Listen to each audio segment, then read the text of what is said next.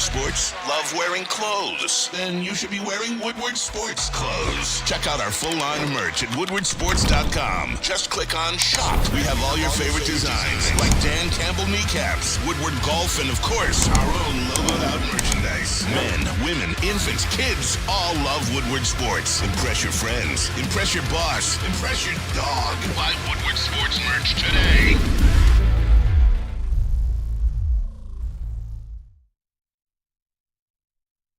What up, though, Detroit? Welcome to Wake Up Woodward. We got the man back in the building, Mr. Sam Reynolds, a.k.a. Flannel Sam. It's 50 degrees outside, man. I walked outside waiting to feel that kind of rush of cold air and was like, ooh. It feels like summer in Michigan.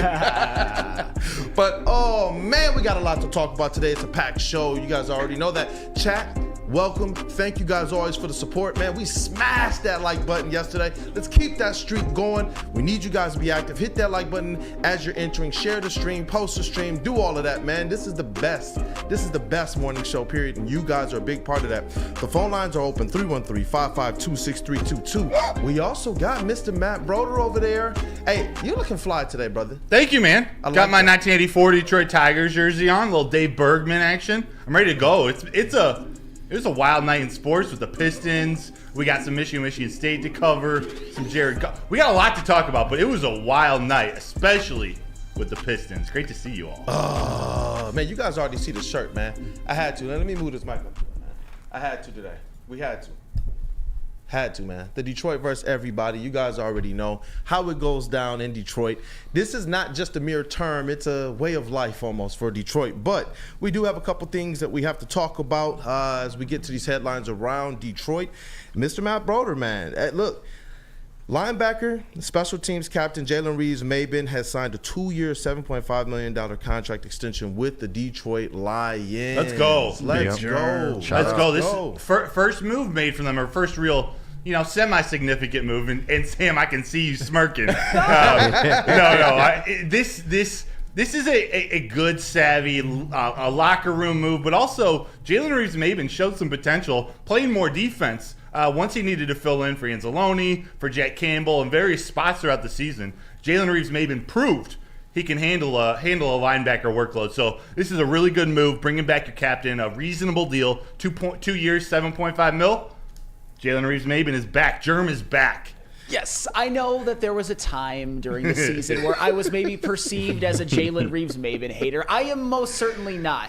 My thing has always been, hey, and for the record, I don't mind the deal. My thing has always been is that, to me, special teams, there are levels to importance. I think offense and defense are levels more important than special teams, which is why I think Devin Hester being in the Hall of Fame over the likes of Sterling Sharp and Torrey Holt is a crime against humanity, but that's a story for another day. But also, I will give Germ credit on this. When he was asked to step up and play linebacker, he made some plays. He wasn't perfect or anything like that, but I'll tell you what, he played linebacker last season better than Malcolm Rodriguez did. Yeah. I'm not trying to hate on Malcolm Rodriguez because he's got a bit of a cult fan base of his own, but Jalen Reeves-Maybin, he made some plays. Obviously, he was an all-pro on special teams and made some plays at the linebacker position on a cheap deal. I don't mind it. So for people who expect me to yell and scream, no. Jalen Reeves, I'm fine with it. And how about he's at the highest completion percentage on the Detroit Lions team, 1 for 1. Yeah. That was a huge play. No, seriously, I didn't know that was a massive play. I didn't know Jalen Reeves-Maybin had an arm. Maybe put him at backup.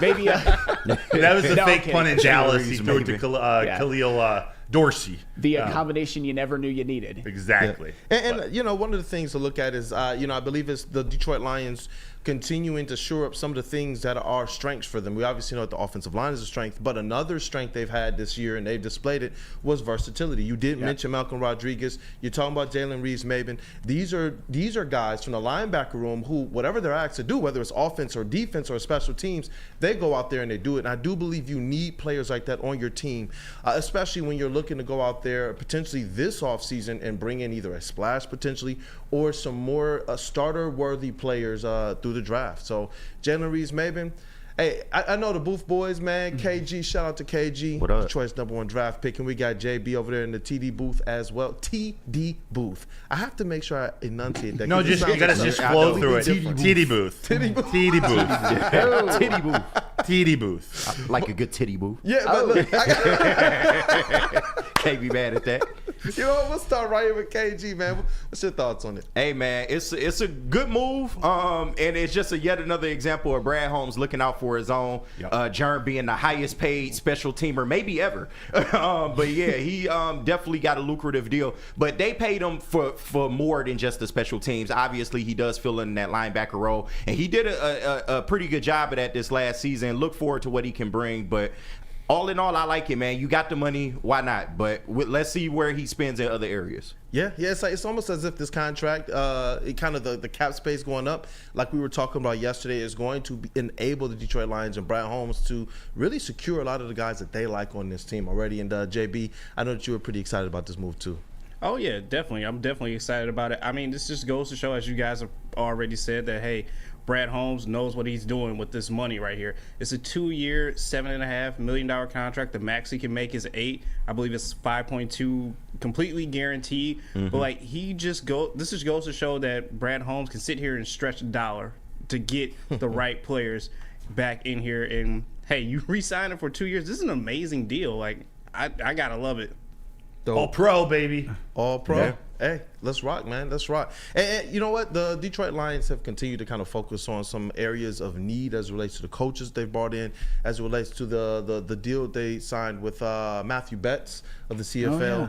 You know, I do think that it's important for them to not just lock up the guys that they like, but also be able to show the guys that they know have gone out there and kind of done everything they've asked, that there is a reward at the end of that as well. So, hey, that's a bode well. But the Red Wings, man, they face the Capitals tonight at 7 p.m. in LCA, and hopefully they can continue the streak.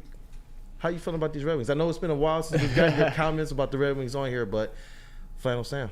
No, I mean, I've been feeling great about this Red Wings team. I mean, they're on a 5-game winning streak now, right after a period where they had been on a hot streak but had lost their first 2 on a road trip, and they've bounced back beautifully. Their defense is playing better than it has all season. I believe in the last 5 games, they've only allowed 1.4 goals per game. Lyon and Reimer, whoever you put at the goaltending position, has been stepping up lately. And this is the type of win against the Washington Capitals. And I say win. There's a game against the Washington Capitals that if you get this one, you can further bury another team that is kind of nipping at your heels in the standings. At this point, the Red Wings are way ahead of the Capitals, but it would be a huge game, get a 6-game winning streak, and the more that they win, the more that some of these Steve Yzerman guys, these acquisitions like DeBrincat, like Patrick Kane, who's playing like a superstar right now, like Sprong, like Comfer, and guys like Dylan Larkin, and then, of course, like Sider and Raymond. The more they continue to play well and the more the Red Wings continue to win, we might be talking about this team as not just make the playoffs, maybe win a series or two, maybe get up there in the seeding, maybe it'd be in the top 3 of their division. It's not out of the question, guys. They got 3 more home games on this homestand, and then they've got I would say, more favorable schedule going down the stretch than they've had at any point during the season. So look out for these Red Wings. They will be making lots of noise to end the regular season and in the playoffs. I did want to ask you this. What do you think about their prospects of moving out of the wild card and into a solid playoff spot?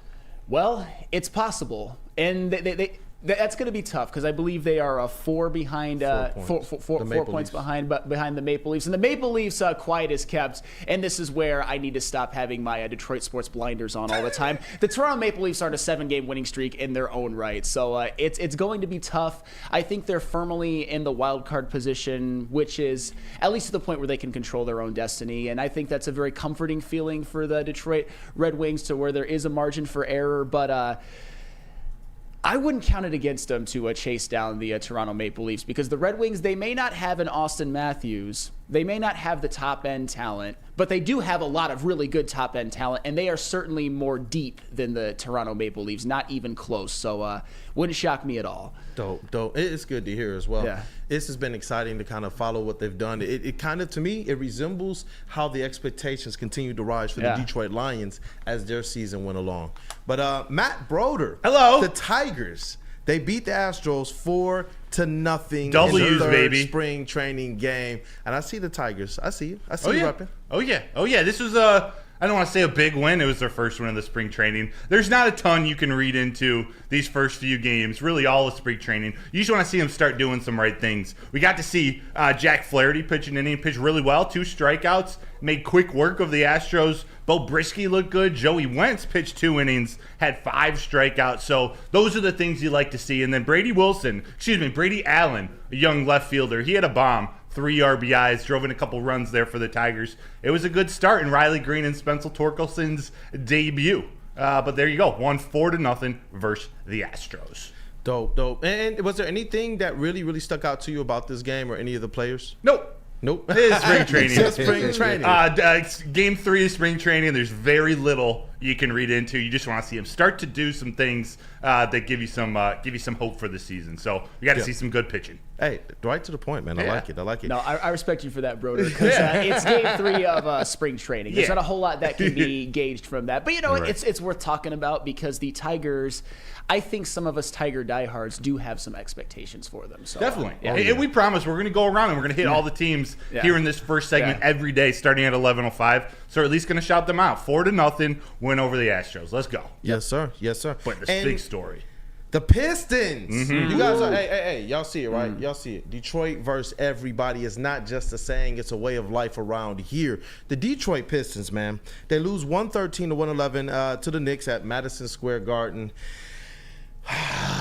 My goodness, you talk about back-to-back games where the refs played a very, very crucial or just decided, you know what, we're going to omit ourselves from playing the right basically calling this game in the favor that I believe it should have been. When you look at the Paolo Banchero missed travel, I know they sent out their 2-minute report. I don't care what that says, man. Everybody who's played ball from when we played on the little Tykes rims all the way up to, I don't care if it's college, pro-am, whatever, and everything in between on the playground, that's a travel. Every level of basketball I've played on, if you reestablish your pivot foot after you pick up the ball, it's a travel. It is a travel, man.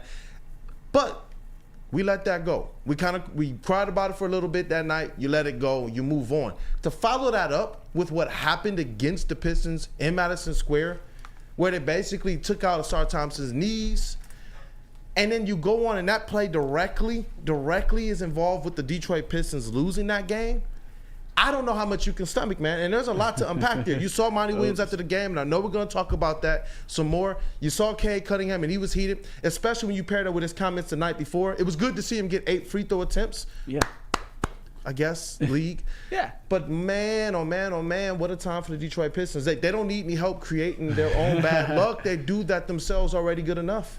Yeah, all right. So that was definitely a disappointing game. And I will say this, to get some of the positive stuff out of the way. The fact that the Pistons show that they could go to New York and play the New York Knicks very, very tough to the point where, a playoff team, to the point where they probably should have won, or at the very least could have won, that's one of the few signs of good things to come for the Detroit Pistons that we can really lay our hats on. I don't know if I got that phrase right, but you know what I'm saying. Yeah.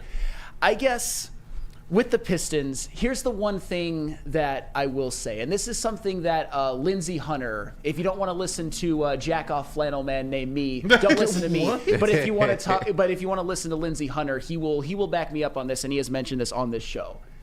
Sometimes when you're a young team that has experienced no success whatsoever, and for the record, let me preface this by saying it's not right. It just is how it is. Sometimes you're just not going to get the refs' calls. We saw it with Cade Cunningham in the previous couple of games where he didn't get 1 free throw. He got 8 in the last night. Congratulations, as you said, Kool-Aid. You kind of said it sarcastically, but for real, he got 8 free throws. All well and good. He probably deserved a lot more in the previous 2 games. But with those calls at the end, obviously they were egregious, and obviously the one last night where Asar basically got dove into, Monty Williams letting sort of the refs and the officials have it in the press conference via the press conference. I have no problem with that. It's just sometimes when you're a young team that hasn't done any winning lately, you're not going to get the benefit of the doubt. Is it right? Absolutely not. Is it NBA basketball? Unfortunately, yes. Absolutely, yes. Yes. And I'm glad that you made that distinction. I'm really, really glad you made that distinction because it does matter no matter how much we wanted to or not in the NBA. This is the way things have been called forever. And that's why we said yesterday, and we're going to get into it more in the next segment, that sometimes you got to go out there and you got to take your respect. Yeah. That's what you have to do. And we'll talk about a little bit about how this team is starting to look with these new players in, as well as some of the players on the other side, like Bojan Bogdanovic out. Once again, guys, that phone line is 313-552-6322. We got a lot on the docket today, including Jared Goff ranked top 10, the NFL Scouting Combine, some more Tigers talk, and Michigan State and Michigan basketball as well. You guys already know that. I think that segment is going to be pretty fiery. Continue to hit that like button, chat family. Encourage your chat family to also hit that like button and share the stream for us. We appreciate you all dearly. But first, we got to hear from our friends at Planet Fitness. Yes, Planet Fitness is home of the judgment-free zone where anyone, and we mean anyone, can feel comfortable and work on their fitness goals. At Planet Fitness, you will experience a squeaky clean gym that has tons of equipment, a full-body workout in just 30 minutes, and all memberships include fitness training. You get all of this for just $10 a month, no commitment. No matter where you are, there's a Planet Fitness close by. There are more than 50 in Metro Detroit and thousands more throughout the world. It's Planet Fitness, where your fitness is essential. Workout. Buying your first Feldman Chevrolet is much more than buying the car that will get you from point A to point B. It's a place for first memories, some big, some small. As she grows, you're not just buying her a Chevy, you're buying into a Feldman family. With more than 700,000 vehicles sold, from generation to generation, Feldman just keeps rolling. Thank you to all the fans for making Woodward Sports your #1 online destination for Detroit sports. We promise not to drop the ball. Have you ever wondered where all the finest restaurants get their steaks? It's Fairway Packing Company, providing Michigan restaurants, hotels, and casinos with prime beef for over 60 years. But now you can buy these cuts of meat for yourself at the Steak Shop by Fairway Packing Company. Prime porterhouse, A5 Japanese New York strip steak, dry aged Wagyu beef tomahawk.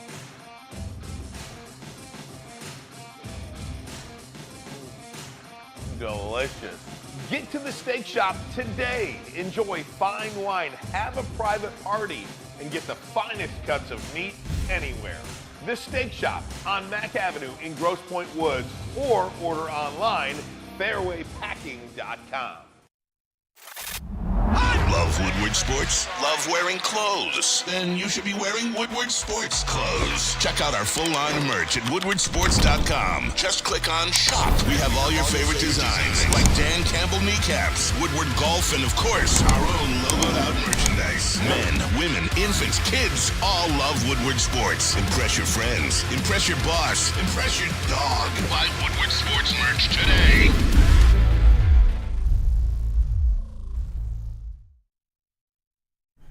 Meet Big D Energy at the Michigan Green Industry Association event with Alta Equipment. Neil Rule and Darren McCarty will be live Tuesday, March 5th from 11 a.m. to 1 p.m. So come by Suburban Collection Showcase. That's at 46100 Grand River Avenue in Novi. Say hi and talk Detroit sports. They'll be featuring the latest products, technology, and services from exhibitors, including lawn and landscape equipment, heavy-duty equipment, snow equipment, trucks, nursery stock, chemicals, hardscapes, irrigation, water features, and lighting supplies, and much, much more. The Michigan Green Industry Association event with Alta Equipment and Big D Energy. Check them out Tuesday, March 5th from 11 to 1.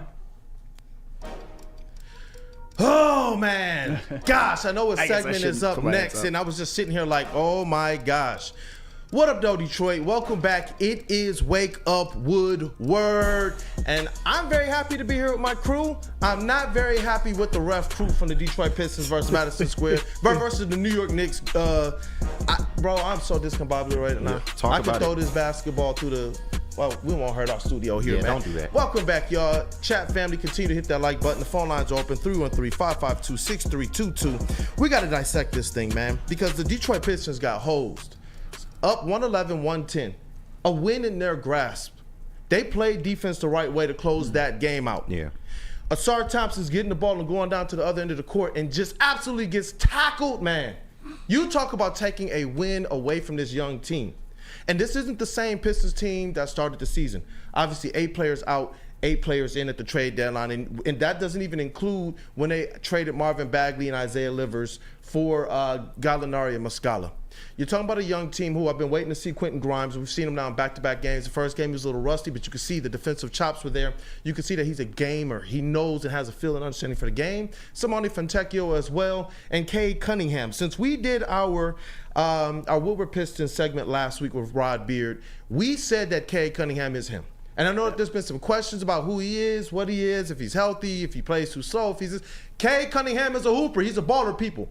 Whether he's getting free throws or not, he's been averaging about 30 points a game since we did that segment. And he's looking really, really good. But one thing that I know, no matter how bad the Pistons have looked, no matter how much bad luck they've created for themselves, no matter the weird lineups, trust me, there are some weird freaking lineups, man. Yes. The all bench units, Jaden Ivey coming off the bench for and really not getting any playing time. There's a lot of things the Pistons have done this year to shoot themselves in the foot.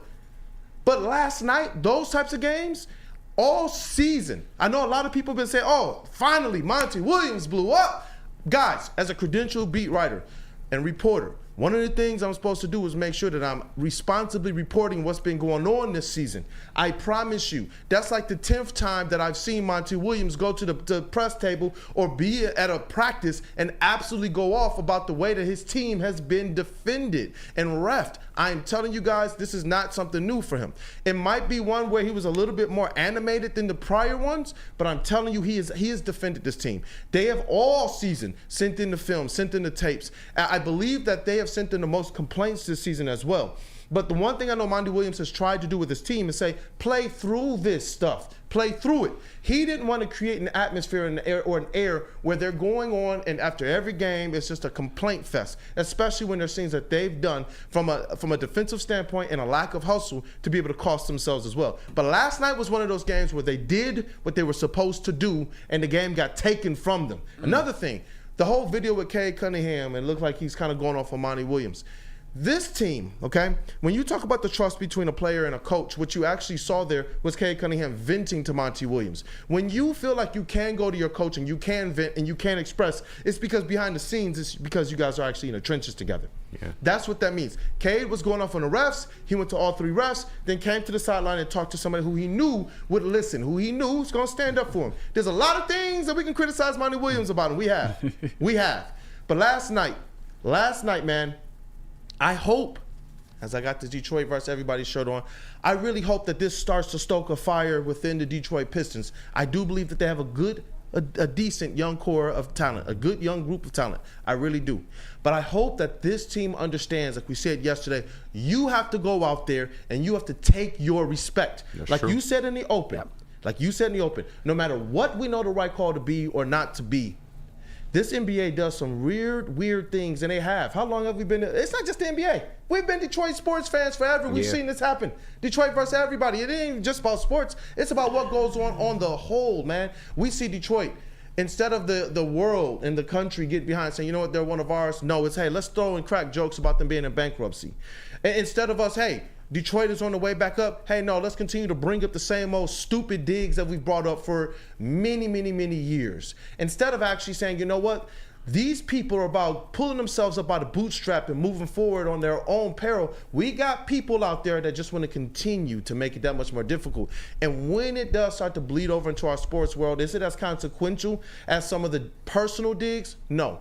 But does it sting? Yes, it does, especially when you know these players are going out there to represent us, to represent Detroit, to try and put on for us because they know that the fans are still supporting. Man, I was at the game Saturday night against the Magic. I don't know why that many of you people were there, but you were there. You deserve better. You deserve better than last night. The Pistons deserve better than last night. When they actually do what they're supposed to do and you take it from them and all you can do at the end of the game is like, yeah, we admit, in the referee's 2-minute pool report, yeah, we admit it. Yeah, it was a foul. Sorry, what you gonna do about it? You know what? If the Pistons don't take this opportunity, and I get it, there's a lack of talent on this squad. There's a lot more they have to do from a personnel standpoint. But take this and run through every brick wall you can the rest of the season. Have some pride, have some dignity, and realize nobody's coming to bail you out. You do it yourselves or it's not happening for you. Have pride. Do not set that franchise low in win record. Go out there, push for 17-plus wins. I don't care what's happening to you. And continue to fight for each other because nobody else is going to. Continue to play for each other because nobody else is going to. That's what this is about. Embrace this now. Embrace this now. Don't embrace the last 15 years of Detroit Pistons basketball. Embrace Detroit versus everybody and go out there and continue to play for us. Because last night to me was a travesty, man. It just was. Like I hate that in sports when we talk about sportsmanship and fair play and all this other crap. Bro, that needs to be across the entire board. Yeah. The entire board. Flannel, I see you over there, man. What do you stick a needle? I'm interested to see what stick a needle in my balloon, man. Nothing. Nothing. All right. So that is a lot to unpack, and shout out to you, Kool-Aid, because you've got the insider look at a lot of things that we certainly don't. Here's where I will push back slightly, and KG, you already know what's coming because you got a taste of it yesterday on the energy. I was waiting. I think and I get it, the last couple of nights, they had chances to get wins over playoff teams. One on the road at New York and one at home over Orlando. Those would have both been very, very nice wins. And the climax of those games, ended up being based on a questionable call to put it nicely. I think the Paolo one in real time didn't look like traveling, in my opinion. But when you slowed it down, obviously it was. But last night, the dive on Asar's legs was obviously egregious, and he should have been awarded 2 free throws, and they should have been up by hopefully 2 or 3 with the Knicks getting one last chance. But anywho, I think to kind of boil down these last couple of nights to just Detroit versus everybody is a little bit too simplistic. I think it's more a young, bad franchise versus everybody. I don't think it's Detroit specific because when you think about it, the Detroit Pistons, and I know we love the team, I know you're a credentialed reporter for the team, there's no real reason for the league to respect them at this point other than every single NBA team deserves respect and deserves to be officiated fairly, which I believe is the right way to go, but we all know it doesn't exactly work that way. This is a Pistons team that a season after winning 17 games, you get your franchise player back and you might end up winning less. This is a team that is probably going to win somewhere in the 90s of games in 5 seasons. You're not going to get the benefit of the doubt ever, no matter what team you are. If this was the Washington Wizards, who are also very terrible, they're not going to be getting the benefit of the doubt. If it was the bad years of the Cleveland Cavaliers after LeBron left, they're not going to get the benefit of the doubt. It's just, to me, it's not a product of Detroit versus everybody. In this case, it's a product of. No, because when LeBron left, they didn't get the benefit of the doubt, but they got the draft picks. Okay, fine, the draft picks. Kate Cunningham was the number 1 overall pick. Man, are you kidding me? Yeah. Kate Cunningham was the number 1 overall pick. I know that a lot of people want to just be and they don't treat him like that. LeBron got the benefit of the doubt. Kate doesn't get anything. This isn't the last 2 games. This is his career. Bro, look at the free throws. Bro, I said. Top 5 in drives, and a man can't get free throws. Bro, I said that he deserved free throws. No. This is the whole year. There's enough bad luck they've created for themselves, but there's enough that the NBA does as well because they know, like you said, I'll give you this. They know they can do whatever they want to Detroit. They know that, and they know they can pin it on this. Well, they're just a bad team. No, call the game the right way, and then let's see if they're a bad team. Let them sink or swim on their own. That's one of the things that I say about the Lions and about all of these other teams. Same thing I tell my kids as well, bro. I'm never going to raise them to just accept something being done to you. I'm never going to do that. I would not expect that out of you either. Don't just let something be done to you. This team has had it bad as it relates to even getting to the line. Too many times the game ends, and there are other players on the other team taking twice as many free throws as the Detroit Pistons. It's bad, bro. It's bad. And for a young team, if you want to talk about a young, bad team, the one thing that can absolutely disorient them is when the referees decide, well, we're going to sway the game. The one thing I've always stated, I don't give a crap about people, don't cry for fouls, don't cry about the cost. No, referees can control the game. They're just as much a part of the game as everybody else. I'm not sitting here saying that if they gave them better whistle, the Pistons are sitting here in the playoffs. But when you got a player like Kate Cunningham going out there averaging like 30 points a game with 0 free throws, and they're losing these games, a lot of these games, you go back and you look at their games, they're losing these things at the end when those types of calls matter, man. Those things do matter. They matter. All right. So let me just respond really quick. We're saying more of the same. We're saying more of the same thing than you think. I said in the beginning that I kind of like co-signed your sarcastic clap that Cade finally got free throws. I did. That actually happened. You can look back at the tape. I did say that. I also said that the traveling call was missed. The Asar foul was missed. And that is not right. And I am upset about that. My only thing was that it was, to me, more of an example of the Pistons not getting any respect because they have been a terrible franchise for 5 years than it just being Detroit. You could point to how Cleveland got draft picks, but Cade Cunningham was the number 1 overall pick. People like to put their blinders on, but the problem with Cade Cunningham isn't his play. It's not the fouls being called against him. It's the fact that he has missed he's played 122 of a possible 220 games. I get it was heavily skewed by last year, and hopefully he gets better at that, and I love Cade. It's just that, to me, the Detroit Pistons would be treated better if they weren't terrible. No, they wouldn't. That's why Detroit versus everybody was there. That's why Detroit versus everybody. No, because I saw the 04 Pistons. Bro, you go back and you look at any of these Detroit sports teams. They've been better. When they've been better, it's because of what they went out there and took. It's not because the league decided, hey, you know what? We're going to just start giving you guys foul calls because you deserve it. No, I saw the Detroit Pistons have to go out there and win a championship despite the refs saying, you know what? We're just not going to respect you guys because you guys don't got the stars.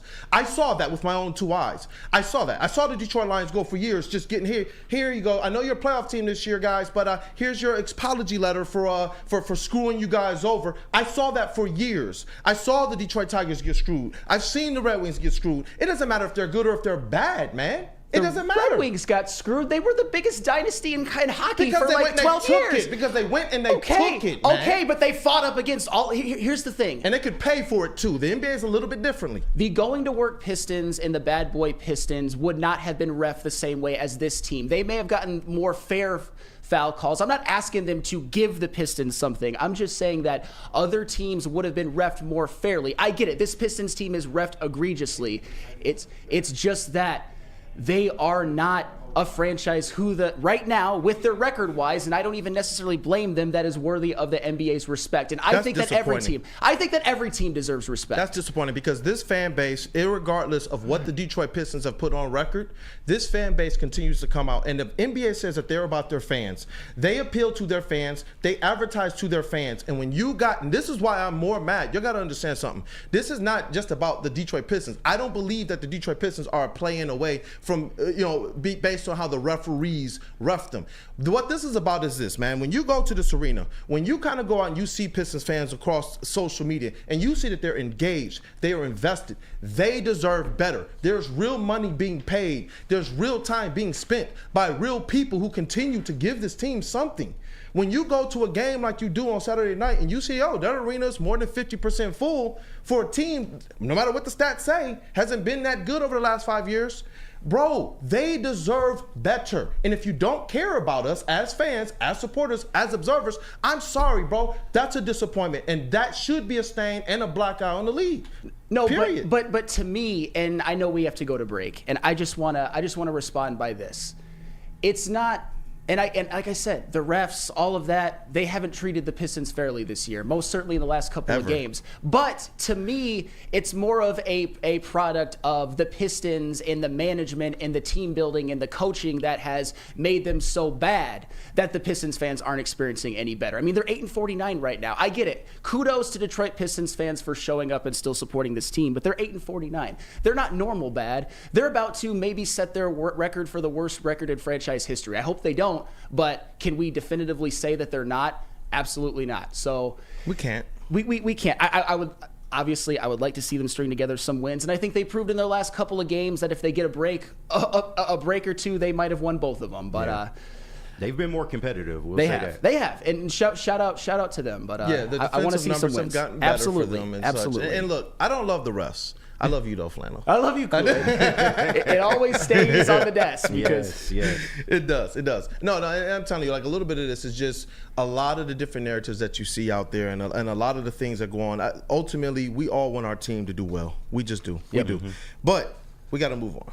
That's all that we give to the Pistons, and that is because they haven't won very many games this year. That is on them. But I know we got to talk about Tom Izzo is March magic in coming. Hey, look, he always finds a way to get the Spartans into the dance, man, it seems. You know what I mean? What do they call it? January, February, Izzo? That's such bullshit. Oh, That's such bullshit. Talk to him, Sam. No. You got to tell me about this, man, in the next segment, man. Fans, you guys definitely hit that like button. Continue to support. We appreciate you all greatly. And that phone line is 313-552-6322. Call in about anything that we're talking about today. If you want to disagree with me, if you want to agree with Flannel and vice versa, or anybody on the platform, definitely, we would like to hear from you. But first, I need to tell you guys about Premier Pet. And you guys already know the Pet Lion, man. Where do I go to make sure I take care of him? You got to give your pet the best at Premier Pet Supply. It's hands down Michigan's best pet store. Same prices and all the conveniences of the online and big box retailers, with one major difference. It's family and locally owned and operated for 30 plus years. Over 60 brands of food and nutrition experts to help you. Same day, local curbside and home delivery. Premier Pet Supply. Give your pet the best at www.premierpetsupply.com.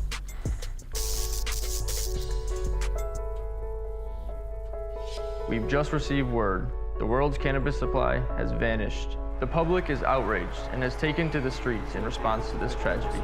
The individual responsible acted alone, and we can only hope they will make things right soon.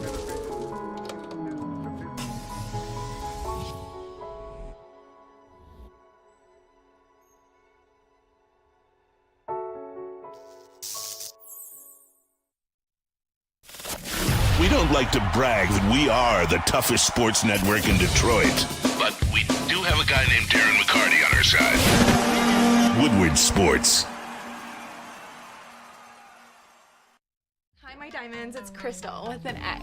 You want to get hot and perfect like me? Here's my super easy routine.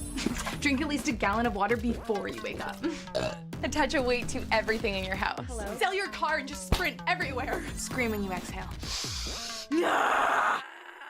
Don't follow Crystal with an X. Do your own thing at Planet Fitness with tons of equipment and free fitness training in our clean and spacious clubs.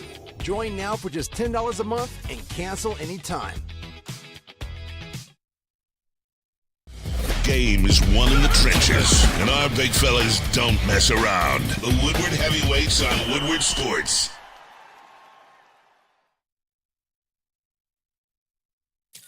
Thank you to all the fans for making Woodward Sports your #1 online destination for Detroit sports. We promise not to drop the ball. Football season is officially over and spring training is right around the corner. However, Jack Labrador is 24/7, 365 days a year. Learn how to play now on your phone at jacklabrador.gg. 2 new symbols and a franchise-changing 3-point play. And remember that once you go Jack, you never go back. Go to jacklabrador.gg. What up, though, Detroit? Welcome back. It is Wake Up Woodward. We are cheery again. We are cheery. Sam, I love you, man. Love you. Like you said, man, these types of arguments, like a stripper, it stays on the desk. Hey, this is Woodward. Hey, yo. But hey, we are back, man, and we got to kind of talk about some college basketball happenings here, man. We really do. We got Michigan basketball. We have Michigan State basketball, and it seems like they, maybe from your perspective, might be headed to the same place. Well, Michigan, unfortunately, or fortunately, won't even be in the NIT. But you know who might be in the NIT? Michigan State.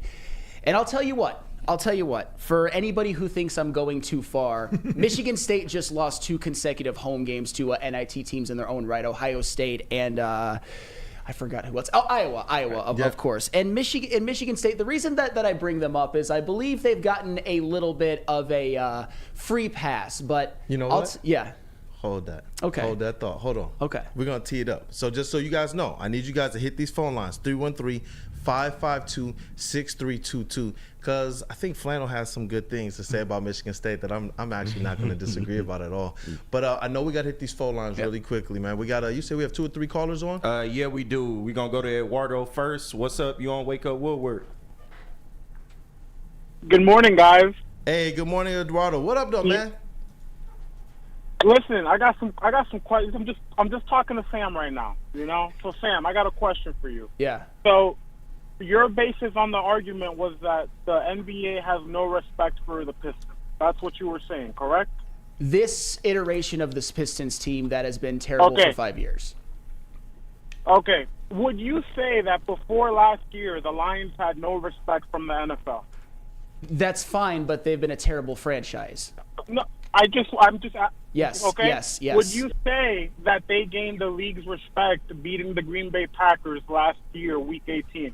That was a big part of it. Okay. So then, what happened in Dallas? Why did the Lions basically get robbed out of that win? If we have the league's respect, because your argument is saying that if you have the respect, the calls will go your way. Well, according to everything, we have the league's respect, and yet we got, we got flamed out of Dallas. So I just want to know. I just want to point out that the respect argument is flawed because we have a valid,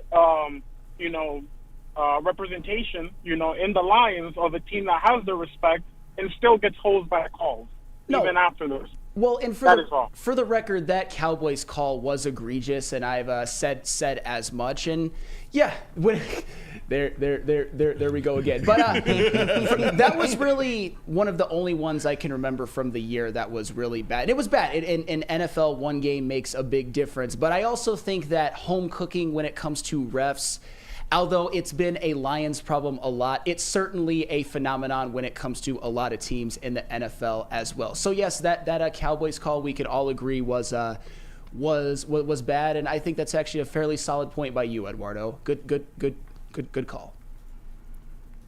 Yeah, man. Thank you. Anyways, I just want to say, your hot takes in the mornings get me ready for my daily job. So to get me in the right mindset, I appreciate So I hope you guys that. have a great morning. And how about those Knicks? Let's go, baby. Let's go. Come on now. Let's go. Thanks for calling in, Eduardo. And you know what just popped in my mind? A bad memory. You want to talk about the respect? It never happens. And that's what I'm talking about. Maybe I am today not just defending the fans, but I'm also defending the future Detroit Pistons who are going to be good. You know why? Because I saw, and correct me if I'm wrong, but if you guys remember this, I need to make sure you guys know this. Defending NBA champions marched into San Antonio and got hosed. Absolutely hosed in the last two games in that series. And it took a championship, in my opinion, away from that team. Dude, 2005, what team was that? Oh, the Detroit Pistons. It doesn't matter if they're at the top of the mountain. It doesn't matter if they're at the bottom of the mountain. We've seen our teams continue to get hosed. The foul call disparity, Chauncey not being able to pick up things, and then the San Antonio Spurs are waltzing off with a championship. These are things that plague us whether we're good, no matter our sports teams, or whether we're bad. Sure, but can we also agree that a big part of it too was Robert Horry getting that open shot? It's all encompassing. Dude, the Pistons were up in that last game, and then the referees decided we're swallowing our whistle. They were on their way. Whether or not that shot mattered, that shot to me is almost as it's significant because it helped them win a game. But I don't know how that changes anything that the referees did after that. They were on their way to back-to-back championships. They were minutes away. And then the referees decided, you know what? We're going to change the whole way this thing goes. I know that right now we're in this kind of flux where some of our fans don't even remember that series. They were barely able to even kind of run around like us with the bad boys. Yeah. But that was a bad ending to a series. And you talk about the defending NBA champions. Sure. That was bad display of respect towards them. They didn't get anything the year prior. They didn't get anything when they won the championship, and they didn't get anything the next year after. Yeah. And then they wound up changing the rules, and it affected again, because it seems like every time Detroit's good, then the NBA says, you know what, we're just going to change the way that we ref. What a microcosm. Well, I mean, I don't think 68 to 64 games are great for the NBA long term. And I know people are going to say that I hate on Detroit. It's just it's facts. They were winning games in the 60s. And no, Kool-Aid, you made some very valid points. I'll give you that. You did. I'm not going to argue. I appreciate you. Detroit versus everybody runs deep, man. Yeah, let's get to these other callers as well, and then I gotta let Flannel tee off on something that we're gonna agree about. For sure. We got Freddie Felt. What up, though? You on Wake Up Woodward? Fellas. Hey, you guys inspired me also, just like Eduardo, to call in. I know we got Locked On Lakers versus Locked On Pistons dueling it out on Wake Up Woodward. Oh, man. I don't want to take up too much time because I could definitely vent on this, but DVE is true, and it's true for a reason. Dude, I watch wrestling. Shout out JB and KG. I know my fellow wrestling heads. Hey. I watch wrestling, and people watch sports and tell me wrestling's fake. Yeah. Come on. Come on, dude. you get Ruffles Potato Chip Man and LeBron James. LeBron gets to do a Euro step and 3 steps to the basket. And all of a sudden there's an in-season tournament out of nowhere and a play-in tournament out of nowhere because, what LeBron wants, LeBron gets. The league caters to these teams and these players. We've seen it before. Another fan favorite, Locked On Chiefs. How about it? Patty Mahomes and the KC Chiefs. False starts. How many false starts do we see on them? How many holds do we see on them? They're the Super Bowl champs. Respect. But to turn your cheek to that and then go, it just happenstance, the league doesn't respect us. Shouldn't sports just be about who's the better team on the field, on the court, on the ice? And that's the problem why DBE is there for a reason.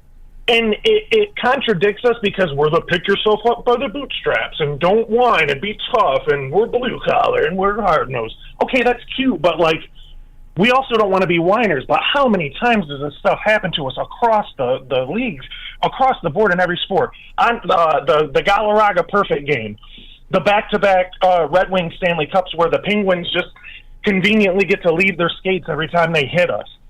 And we lose in Game 7. The Pistons, they killed 2 Laker dynasties. They killed Showtime Lakers, and they killed Kobe and Shaq Lakers. What did David Stern, rest in peace, say about the NBA championship? Oh, the perfect NBA championship would be the Lakers versus the Lakers. These are all constructs of sports. And that's why there is a Detroit versus everybody mentality, because we've seen it in every sport, time in and time again. And that's the problem. So it's to root for the hype beast players and teams that just get every call and, oh, great, they're the champs, but then to kind of scoff and be like, well, the league doesn't respect them. How about we just let the best team win? And that's why people are riled up. Hey, shout out Kool-Aid. I have that same energy. There's a lot of people that wear Tiger hats in Michigan that aren't Detroiters. They're just Tiger baseball fans, or they think it's a cute hat. That's all I have to say. Love you guys. I'm out. Hey, love you, Freddie, man. Thank you for the call as always and the support, man. You supported us through everything, up and down with Woodward Sports, man. So thank you for being one of the regulars and continuing to call in, bro. We appreciate it. Yep. We'll take one more and then we'll get into this. All right, cool. We got the homie Chase on the line. What's up, Chase? You on Wake Up Woodward? Chase. Hey, how's it going, fellas? I was just calling in talking about the loss last night. Obviously, it sucks to lose, but I think we're not focusing on the other 3 quarters that the team played. I was at the game, Kool-Aid, against Orlando on Saturday. I got my Cade Cunningham bobblehead, and I love Cade, but last 2 games, if you look late in the fourth quarter, he tries to throw a lob to Jalen Duren instead of going for a more efficient shot, passing the ball around.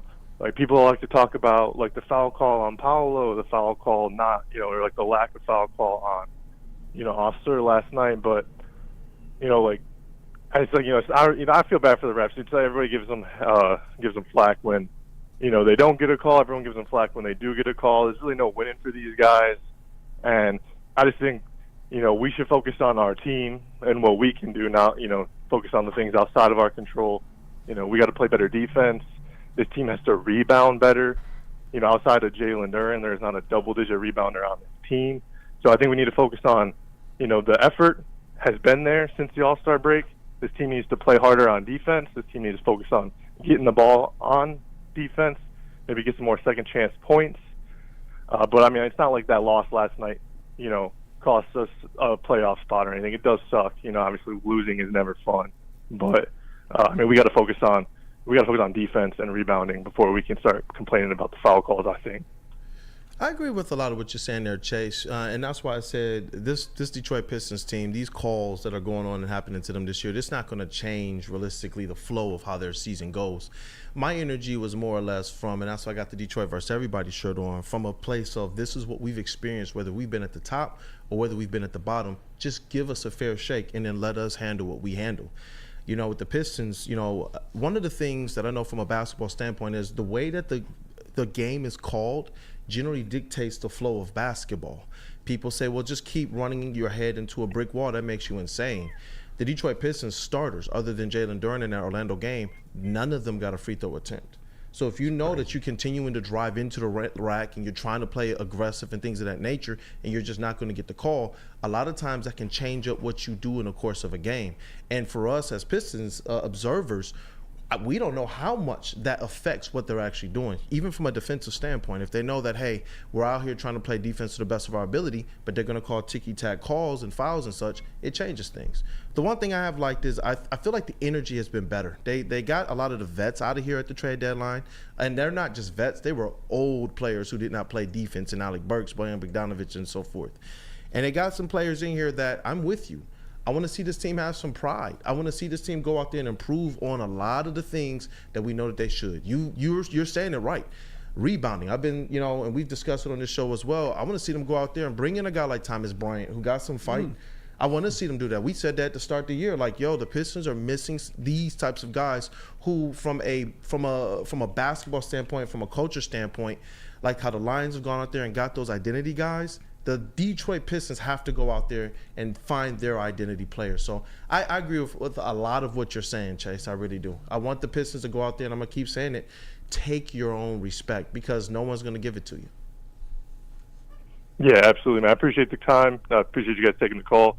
Hoping to see the young guys get some minutes. Big fan of Fontecchio so far. So, respect is earned, not given, and hopefully they go out there and earn some. Yeah. Definitely. Man, Chase, thank you for the call, man. It's a good call. He was very level. Shout out He Chase. kind of brought me all the way down. I was man, I can't even be amped up or fired up or anything. It's just like, you know what? He's right. This is like passion that just kind of from, like Freddie said, from just kind of a plethora of things. It doesn't matter where we are, where the state of Detroit sports is. These things just have a way to happen.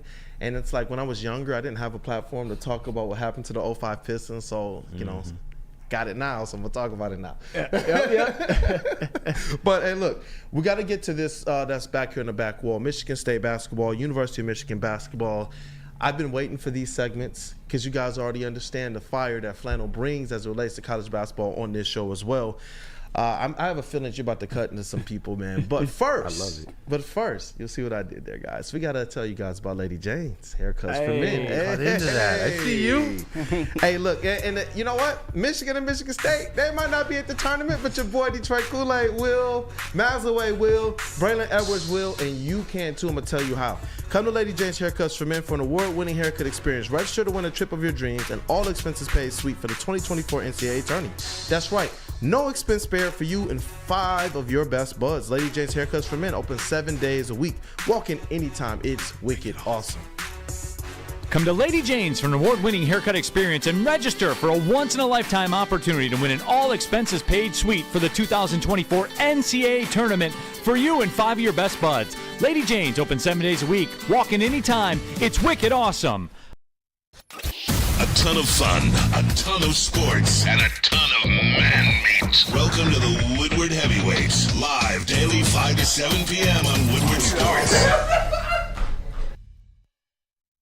Stop searching for a vehicle and start finding one. Les Stanford Chevrolet Cadillac makes it easy. We harness the power of multiple dealerships and own the biggest selection of GM brands in the area to get you the car you need. With the Les Stanford Group, you'll have access to 4 different dealerships, providing you with more makes, more models, and more choices. We're connected to more than 1,000 vehicles. And with so many high-quality CPO vehicles available, you'll find new car quality at pre-owned prices. You can start and end your search at lesstanford.com today.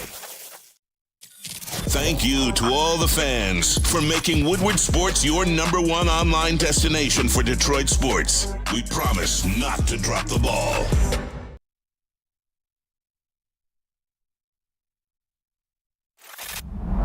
Love Woodward Sports? Love wearing clothes? Then you should be wearing Woodward Sports clothes. Check out our full line of merch at woodwardsports.com. Just click on shop. We have all your favorite designs, like Dan Campbell kneecaps, Woodward golf, and of course, our own logoed out merchandise. Men, women, infants, kids all love Woodward Sports. Impress your friends. Impress your boss. Impress your dog. Buy Woodward Sports merch today.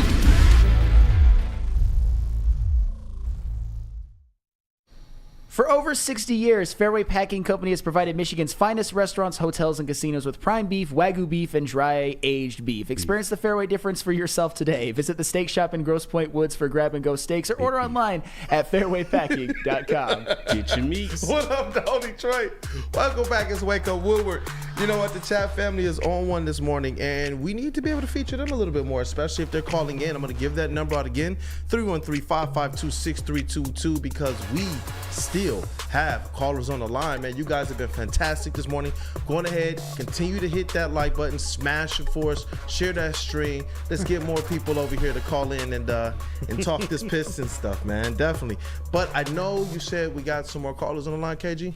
Yeah, we do. We got Devin from Inkster. What's up, Mr. Devin? Energy himself. And you know what, Devin? Before you say something, bro, I've totally forgotten. Broder reminded me of this yesterday. Shout out for the shirt. I wore the shirt that you got us on the show yesterday, man. I just wanted to make sure that if anybody goes back and looks at that episode again, shout out to Devin from Inkster, Mr. Energy, for the shirt, man. I know he blessed the entire previous morning show as well with some stuff, so thank you, brother. Oh, yeah. Oh, no, definitely. What's up, my gang? Woodward, the most electrifying show in Detroit. Yo. I mean, a crucial on your playing too late right now. I'm going to have to take Flannel side in the aspect of this Detroit versus everybody. I'm a Southwest 18th Street all day. I grew up around the big league area. Everything around me was in hot south. So we knew Detroit versus everybody. But this shit is starting to become a cliche and given to certain teams and certain people that don't deserve it. We want Goff. When we say Detroit versus everybody, I want to meet the guy that made that symbol. And we did the interview in the little podcast, just to give you guys a little stat drop on it. His ideology behind Detroit versus everybody was the fact that the lower guys, the smaller guys, the guys that work their ass off every damn night to get that win, they deserve the Detroit versus everybody. What we're seeing out of the Pistons, yes, we want to see growth. We want to see this, that. But that is not what Detroit versus everybody represents. When it comes to the referee shit, yes, we are fucked over every different sport. I get it. But this cliche of Detroit versus everybody when shit goes bad, instead of looking inside towards our team and what they're not doing successfully, we gotta stop that shit, man. Like, I love it. I own like 2 damn Detroit versus everybody. It's a bad hoodies that cost over $100. But I'm not about to say because my boss treats me bad. It's Detroit versus everybody. We have to fix our own mistakes from within, and until we do that, I don't think the Pistons deserve that Detroit versus everybody label. And that's just me. I was the kid like you Kool-Aid at 11 o'clock at night watching Kobe Bryant getting his ass beat by the Golden State Pistons, being happy as hell, and knowing that we deserve that Detroit versus everybody. The ball don't lie. I came from that era. But this shit, this is a pussyfoot type shit. I can't deal with it, and it sucks. But hey, it is what it is. I appreciate y'all taking my call. Thank Kenny for not hanging up on me. I got you, bro. Holding down the phone call. Make Kenny work today, man. We got to get Kenny back working on the phone call right now. But we appreciate you guys, everybody. Flannel, ride or die, stand on business like always. But it's okay, you look like the suburban white dude talking about Detroit versus everybody. We believe in you, my man. We still believe in you, my man. It is what it is. I love you guys. Appreciate you guys once again for the shout out. I love the support. I got some more stuff coming for you guys once I get situated with my new studio. I appreciate you guys. Have a great week. Let's go. Morning Woodward, the best show in Detroit in the nation. Let's go, Devin. Hey, look, thanks for the call, man. And I picked up on a lot of that. And my thing is this. I'm not selective with who gets Detroit versus everybody. If you're from here, you represent here, and you take that Detroit everywhere you go, because you have players who are coming here and saying, we are now part of your culture. We're not going to work to represent you guys as best as we can, no matter if things are for us or against us. I'm not going to sit up and selectively apply it. What I will agree with is this. the Detroit versus everybody, it is about the mentality of this city. Yeah. And it's like when the Lions are up, then all of a sudden, yeah, they are grit and they represent the city and blah, blah, blah, and they identify with us. I promise you guys this. Guys like Cade Cunningham and Jaden Ivey, who's from here and got Detroit blood in him, Cade Cunningham and his family being from this Midwest and got ties all throughout this state, that's why it's Detroit versus everybody. These aren't players that are just here. And look, for everything Blake Griffin did to say, I'm gonna put in my time here, he wasn't somebody who necessarily wanted to be here. He just wasn't. We can call it exactly what it is. But when you got young guys that are coming here and they're saying, you know what, our homes are here, our what we do for the community is here, what we do for the people on the outer line is here, because they do that. Being a beat reporter this year, what it did for me, really for the last 3 seasons of being a credentialed beat reporter, is being able to see these players in the trenches of the city, going out into the city and doing things to restore parks, doing things to help restore schools, doing things to make sure the less fortunate have food and that they have clothes. Detroit versus everybody, it applies to everybody who's supporting Detroit. That's realistically my take on it, but I do understand what you're saying as well. You want to make sure that we're putting the onus on what you can do in your craft as well to be the best that you can be. And I don't take that from them. They got to be better. Yeah. Very, very smart call, Devin. No, and I don't want to belabor this point too much, but even when you look at last night's game, the Asar call was terrible.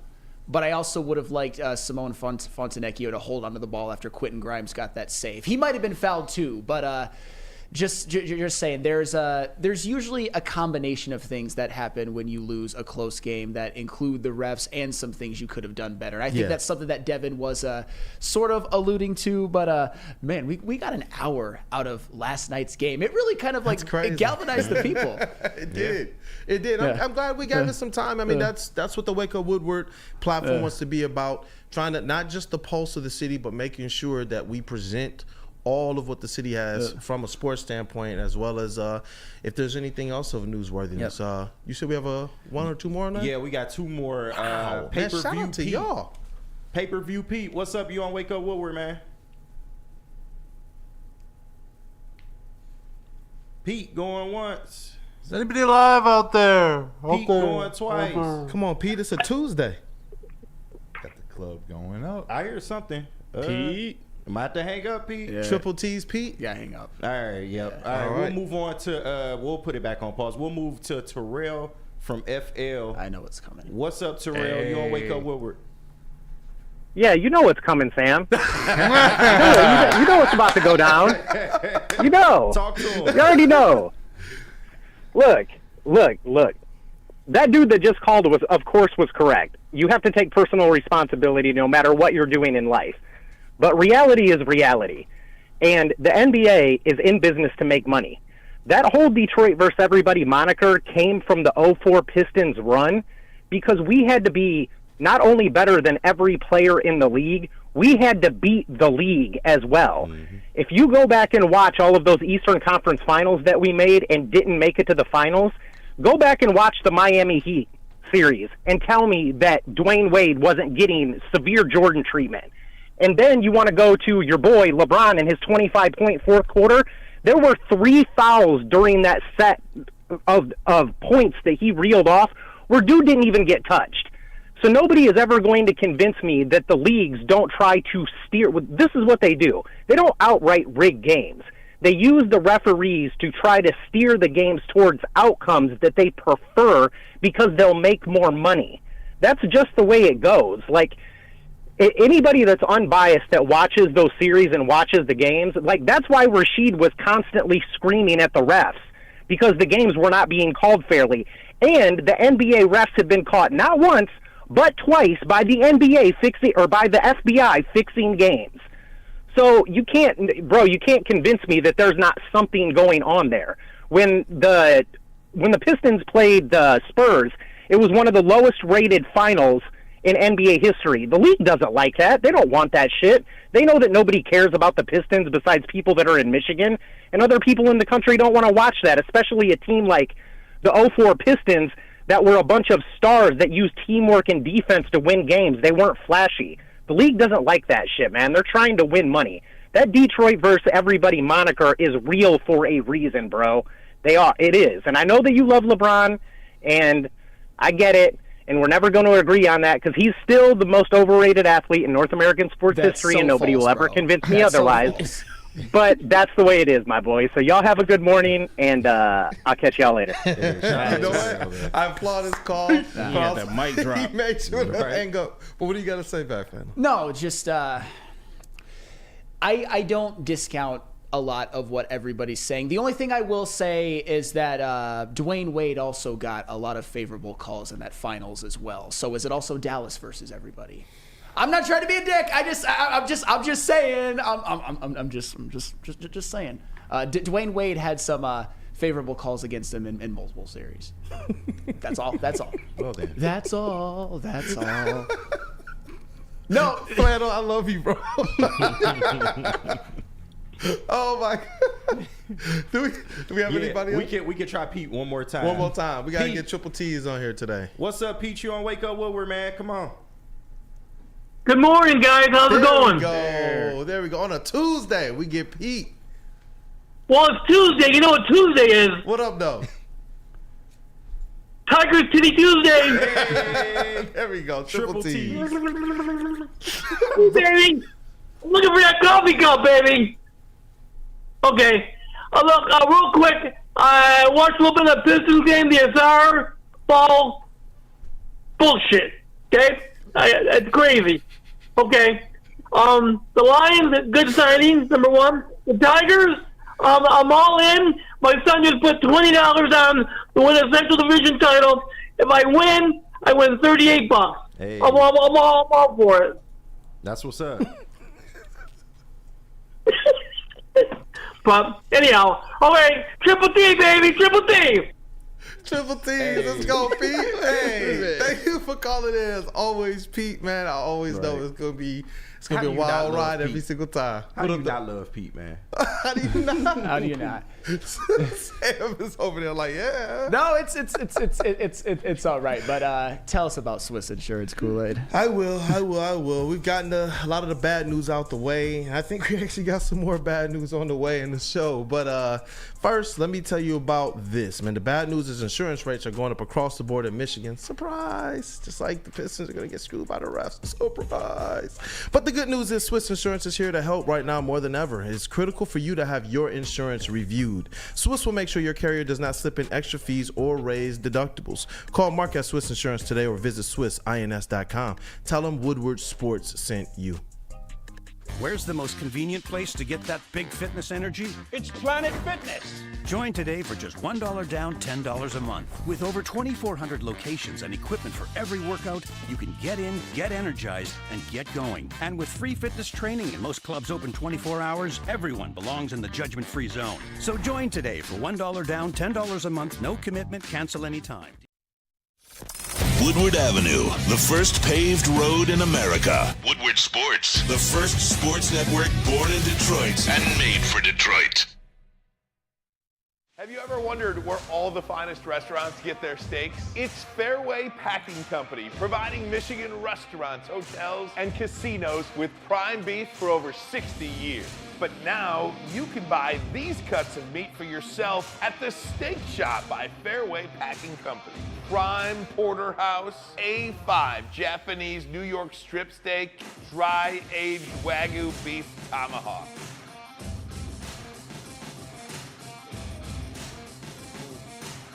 Delicious.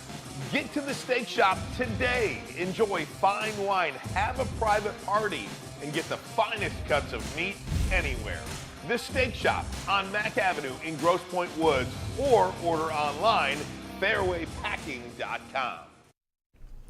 Hey, you guys, are you tired of wearing that same old Detroit sports merch? Yes. I know you've got one of those Pistons shirts that are all crusty and rusty. You need a new one. You need to get one right now. It's a new era in sports wearables. Check out woodwardsports.com. Click on that shop tab. Get yourself stocked up for next season for the Lions and also for the Pistons right now. You know, I got the Poison Ivy shirt on right now. Christmas. You can go and get one of those. We got hoodies, we got tees, we got hats, everything guaranteed to turn heads. woodwardsports.com. Click on that shop tab. What up, though, Detroit? Welcome back. It is Wake Up Woodward. The sun is out, it's shining bright. It's like 50 plus degrees today. Find an outdoor court, a baseball diamond, a football field, soccer field, anything, man. Just get outside and do something today, man, and have some fun in Detroit. Hey, but you know what, JB, man, you over there crispy, man. He got the cross chain, he got the poison ivy hoodie, you got the dispo, the higher thinking hat on. Something I did not put together or notice this, but I don't know why I look like a security guard at dispo or something. Like, why am I dressed like this? Oh man, but it's fire as always, man. As always, gonna always continue to definitely pay our respects for our booth brothers right here. Oh yeah, Mr. JB in the TD booth. Did he? We got Detroit's #1 draft pick KG over here in the sound booth. He's holding it down. I know today it's probably a little bit more work than other days, man. You got the phone. Yeah, you got the phones. You got the Yeah, Detroiter right there, man. I like that, man. Come on now. I like it. Detroit versus everybody. Yes, sir. But this is a big week in the NFL, man. Bro, do you want to tell us what's going on? The NFL Scouting Combine is what's going on. Ooh. By the way, shout out Freddie Fells says Woodward Pistons. JB is fresher than a hotel mint under the pillow. Nice. Love that. Love that. So the Combine's going on today. The players don't actually go into their drills, their workouts, all their measurements, evaluations from the teams until Thursday, Friday, Saturday, and Sunday. Although Brad Holmes and Dan Campbell are talking to the media today. But so we probably want to touch on a little bit of that, dissecting some of Brad Holmes' comments on 97.1 yesterday, talking about his possible strategy going to the Combine, as well as we're just going to preview a couple of the wide receivers since they're going to be on Saturday. And we're not going to have a show on Saturday. So we want to talk about wide receivers, a position that we don't know. Brad Holmes, he may be making a splash. Does he go for a receiver early on in the draft, or does he wait and he target one to add depth to that room later on in the draft, midway through the draft to the end? The free agent wide receiver class, except for maybe Mike Evans, isn't so great. So I sort of have a feeling that they might be looking in the draft to go get a wide receiver. Do you guys have an opinion on that? All right, so wide receivers, there's a few that I did a little bit of a breakdown on last night because and they kind of correlated with places in which the Lions could be drafting. And even in a couple of them, I've heard some rumors. I did them on Brian Thomas Jr. from LSU, who would only be available in the first round, Jalen Polt from Washington, Johnny Wilson from Florida State, Xavier Legette from South Carolina, and Brendan Rice from USC. Obviously, the last four you could probably get at 67 or maybe even with their first third round pick. And here's what I've determined. I've determined out of those five, and I used a very specific list of criteria, both with film and with some numbers that I consider to be the most relevant. Out of all of those five, I will kind of go with the one first that I think that the Lions and Brad Holmes should stay away from. Who the Lions should stay away from is Johnny Wilson from Florida State. Ooh. And I'm not saying that Johnny Wilson doesn't have talent. He's a big body, 6'7" wide receiver. But when I looked at the criteria that I used for like numbers last year, I looked at their grade versus man coverage, I looked at their contested catch rate, I looked at their yak per reception, which is yards after catch, their amount of deep yards, their slot yards, their contested catches, and their overall PFF grade. Johnny Wilson ranked last out of the five receivers on 4 of those categories and second to last in contested catch rate, which him being a 6'7" big body receiver, I believe that's a bit of a problem. I think he's a spotty route runner. I think that he struggles to create separation. I think he's more of a 6'7" big body possession receiver who could translate to tight end at the next level. That's what I keep hearing. Yeah, I was looking at him earlier on, but I keep hearing he might be moving to tight end in the NFL. Another Kyle Pitts. Conversely, though, but dude, he is not the athlete that Kyle Pitts was. But I get what you're saying. But on the other end of the spectrum, I'm not going to bore you with all 5 of them. After doing some research, after looking at my numbers, after looking at my film, I have determined that there is one wide receiver that I would want Brad Holmes to potentially draft at 61, and he should really go all in for. I know you like this guy, Broder.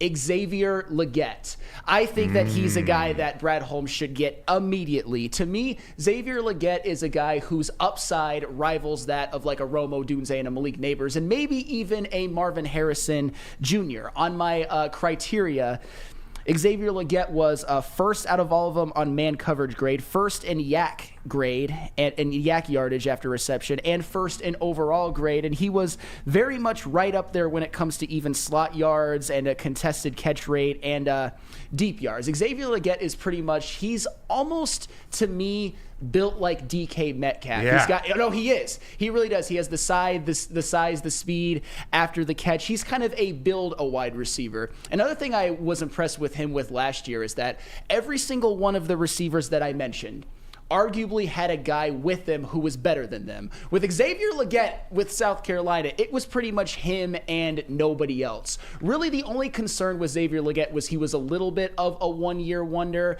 but I think he's going to be very, very good in this league. I could see him being whether the Lions draft him or not, maybe one of those lower end picks in either the second or third round that actually has first round talent that could actually maybe even challenge for like a rookie of the year, maybe have like a Puka Nacua type season. I'm not saying he's going to have that. I'm just saying. So to me, Xavier Legette, I fell more in love with him than almost any prospect that I've looked at, and that includes defensive ends and cornerbacks. But with Johnny Wilson, a guy that I saw mocked to the Detroit Lions, I would probably say stay out. This is pre-combine, of course, but as of right now, that's those are my wide receiver breakdowns when I did all of that. And oh, by the way, just so we get that out there, I like Brian Thomas Jr. a lot as a prospect. It's just at 29, I don't think he's good enough for Brad Holmes to make that the Lions' first draft pick. I think edge, guard, or corner is more of a need. Personally. I got a few questions to follow up on that.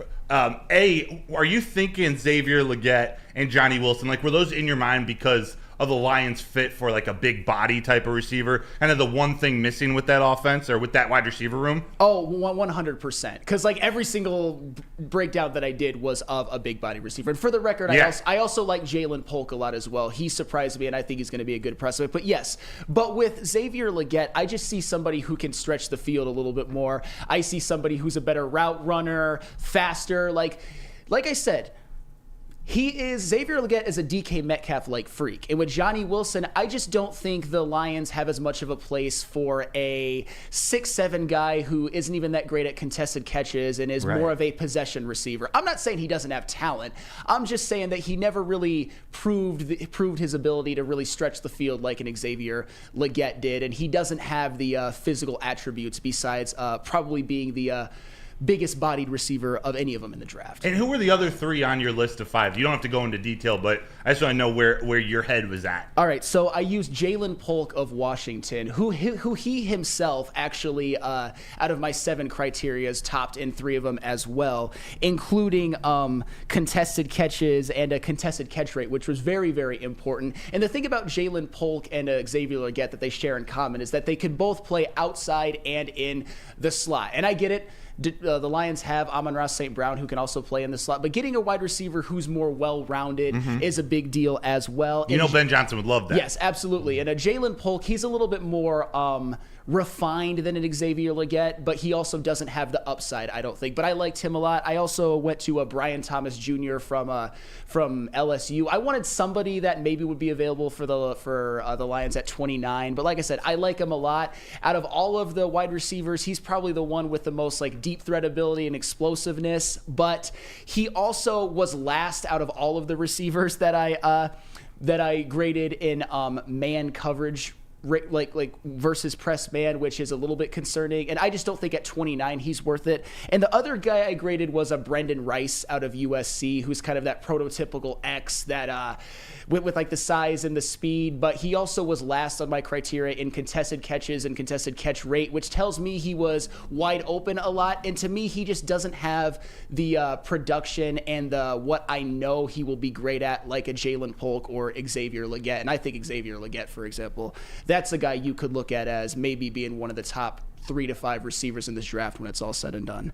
100%. I love that. And I was thinking about that same thing too. And as we get into the combine with receivers, we're obviously looking, or at least I would be looking for a tall, a strong wide receiver, because that is the one thing that they're missing. But then when we're looking at the different drills, of course, the 40 time, you want to see how fast people are. But to me, some of the more important things to keep an eye on throughout the combine skills and drills it's the broad jump. We're looking to see how explosive these running backs are. You want to look at that for some defensive ends, some edge rushers, some defensive tackles too. Also looking at the the 3-cone drill or the 3-cone drills to see how they work in a short area. How are some of these wide receivers' footwork. And then once they got the quarterbacks out in the field, once they start throwing the ball around, how are they coming in and out of breaks? How fluid are their route run? Is their route running? Do they catch the ball with their hands or do they let it hit their body? These are all things that I think Brad Holmes and squad, they saw in Amon-Ra St. Brown. They saw in some of these younger guys how it translates to the football field, how the drills and the measurements and the 40 times actually translate to football plays.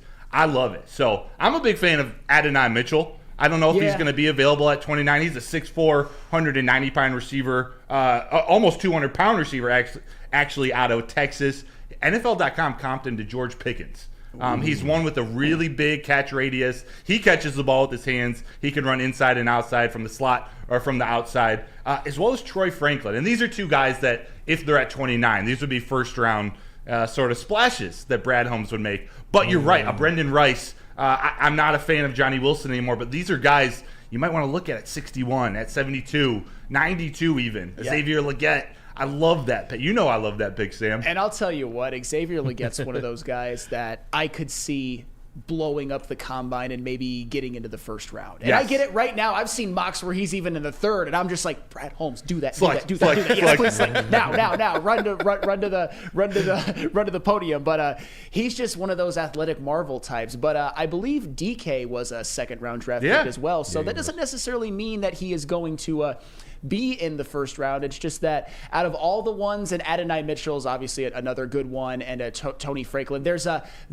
question of whether they'll be they're at 29 or not, but there might be. But Xavier Legette, I think he could be there at 61. I think he could maybe even be there at 73, although I doubt that after the combine. But if he is Brad Holmes, especially if you fix some of your other needs first, go get you Xavier Legette and have the best offense in the NFL next year, no doubt. Yes. Last question for Flannel. And all you guys, if you have one, do you have any sleepers to keep an eye on at the combine? Sleeper wide receivers. Ooh. Again, their drills are Saturday, so we're not going to have a show. Anything to look out for in the wide receiver room? And if you need me to start, I'll start. No, I got one. Let it fly, baby. And this is kind of a homer pick. I was looking at some mock drafts by the Detroit Lions. I like where you're going. And one name I saw in the 5th round of one of them, Cornelius Johnson from Michigan. And I'm not saying that I'm like in love with him as a player or anything like that. I actually thought his last season was a little bit disappointing compared to his counterpoint in a Roman Wilson, but he's one of those like big body type receivers. And if you put him in an offense that maybe throws the ball a little bit more, and I get it, if you're a 5th rounder, what's he going to be on the Lions? But still, I want to see how he shows out in the combine because he has the talent and he has some production. Obviously, that legendary game at Ohio State in 2022. But he's one that, when I saw the Lions had a chance of taking him, I'm like, that's an interesting, at least by a mock draft, that's an interesting kind of sleeper for that big body wide receiver. So I'm going with Cornelius Johnson, even though it's kind of a homer pick. Go ahead. Pick. You guys got anyone? I was enjoying the conversation. Okay, I have some quotes, but I want to hear yours as well. I'll throw a couple out for you just to keep an eye on. But the one that I'm going to look for at the combine, Devon Vele, wide receiver out of Utah. Probably a 5th to 7th round wide receiver, but he's 6'5", 210 pounds. He's not a speedster, but he's a great route runner. He's got attention to detail coming in and out of his breaks. He needs to get stronger. He needs to learn how to get more separation, especially with NFL cornerbacks. But when we're talking about a big body receiver who can play that possession type role or at least go up and get it, you need him in the red zone. I really like him. Two other guys to keep an eye on. This first one, Steve Smith actually brought to my attention, and he's getting some hype. Malachi Corley out of Western Kentucky, teammates with Broderick Martin. He's 5'11", 210 pounds, a yards after catch machine. And then Javon Baker, wide receiver out of University of Central Florida. He's a speedster, 6'1", 208. He's got NFL level ball skills. I'm excited to see what he looks like with the quarterback throwing him the ball. And those are probably guys who you could get a little bit later. Yeah. And that's the thing. And Brad Holmes has shown that he can find some of those sleepers. And when we're talking about wide receivers, we're not saying that it's the number one need on this team or anything like that. But if you fix some of those needs early on, maybe one of those sleeper picks, like the guys you just mentioned, or a Cornelius Johnson, or maybe even an Xavier Legette, might be available to the Lions to where they end up being a steal. At this point, I kind of hope Xavier Legette just doesn't rock the combine. Right. I know he will, though, but I know his draft stock is just going to I know it. And you know what, man? Talking about Brad Holmes, there's a way that we look at things, and then there's the Brad Holmes way as well. And he had some interesting comments to say. I saw some people in the chat talking about it as well. I figured before we close out this segment, we kind of get more into the mind of and maybe the strategy of and try and talk about what do we believe he's going to do. Because I thought, man, these are some pretty interesting comments. One of the bigger ones, via 97 won the ticket. He said, when you're looking in the top 10, it's kind of hard to mess up. You're trying to decide between Turks and Caicos and Grand Cayman. I don't have any angst about not having that high pick. I'm actually excited. It sounds like he's about to go ham. And the one that was really interesting to me via hat tip to Willie Birchfield as well. Lions GM Brad Holmes says he's always felt more comfortable filling needs in free agency. He said in the draft, there's only a subset of those true cornerstone players that you can identify. If you pass those players over trying to fill a need, I think you get yourself in trouble.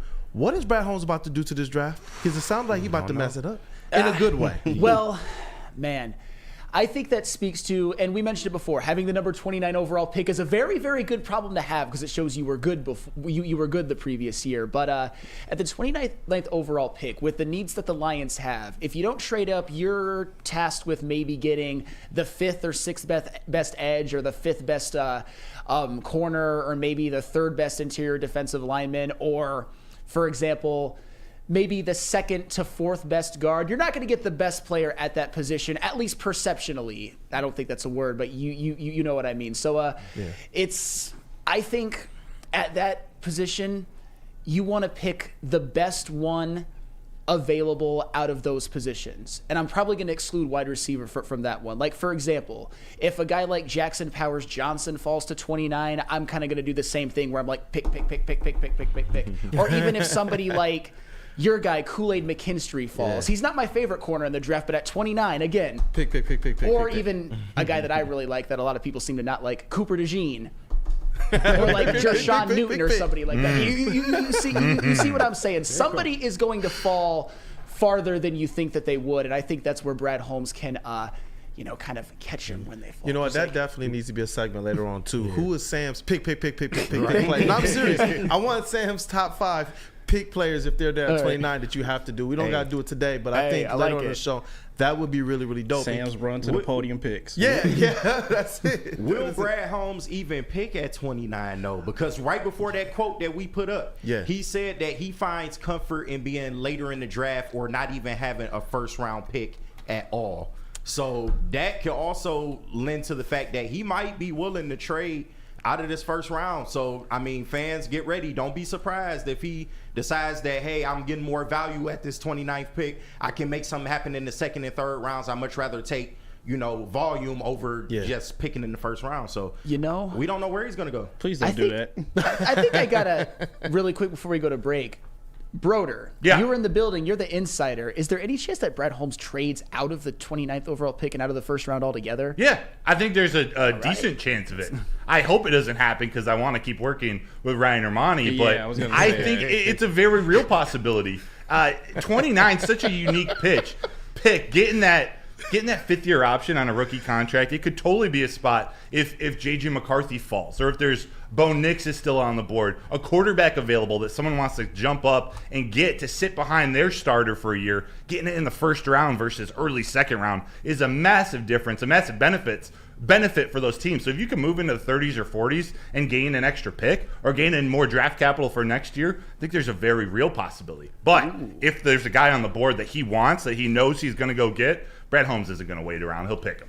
Yeah. Part of me was wondering as well when you kind of listen to his take. He's saying that you go and you get some of these guys through free agency. It does seem like it's trending towards maybe, like you said, man, trading that pick, going back, getting multiple assets to be able to really, really stock this team through the draft. Yes. But it's gonna be interesting, man. It's gonna be interesting.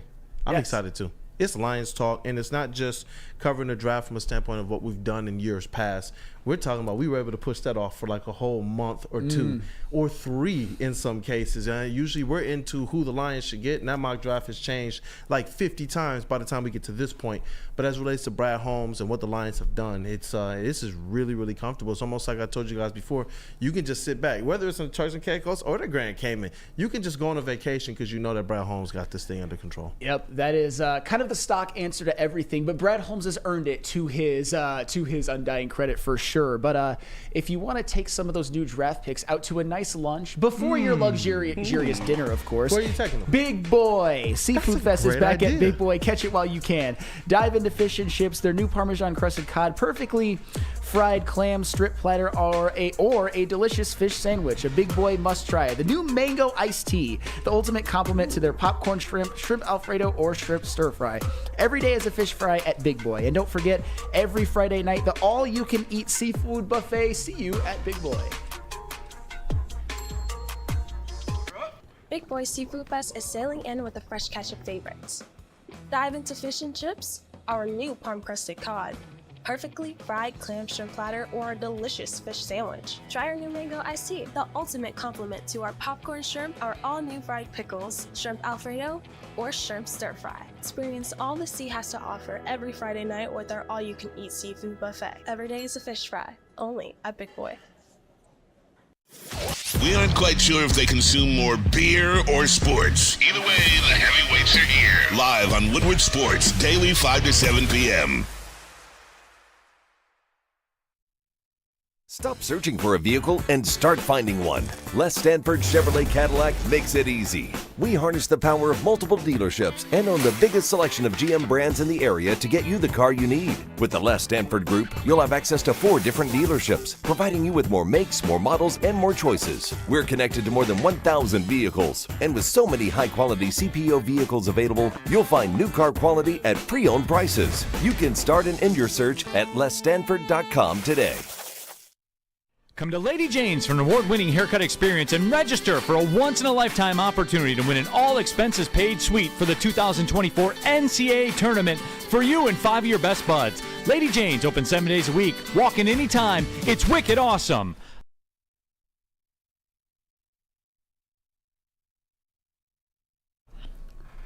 Feldman Chevrolet, Detroit's #1 Chevy dealer. Since 1996, Feldman Automotive has been driven to provide a fast, convenient, and first-class car buying experience called the Feldman Advantage. With 18 locations, there's a Feldman dealership in your backyard. Visit feldmanauto.com to find the location nearest you. Catch Woodward Sports Network live from Feldman Chevrolet of Novi every other Monday.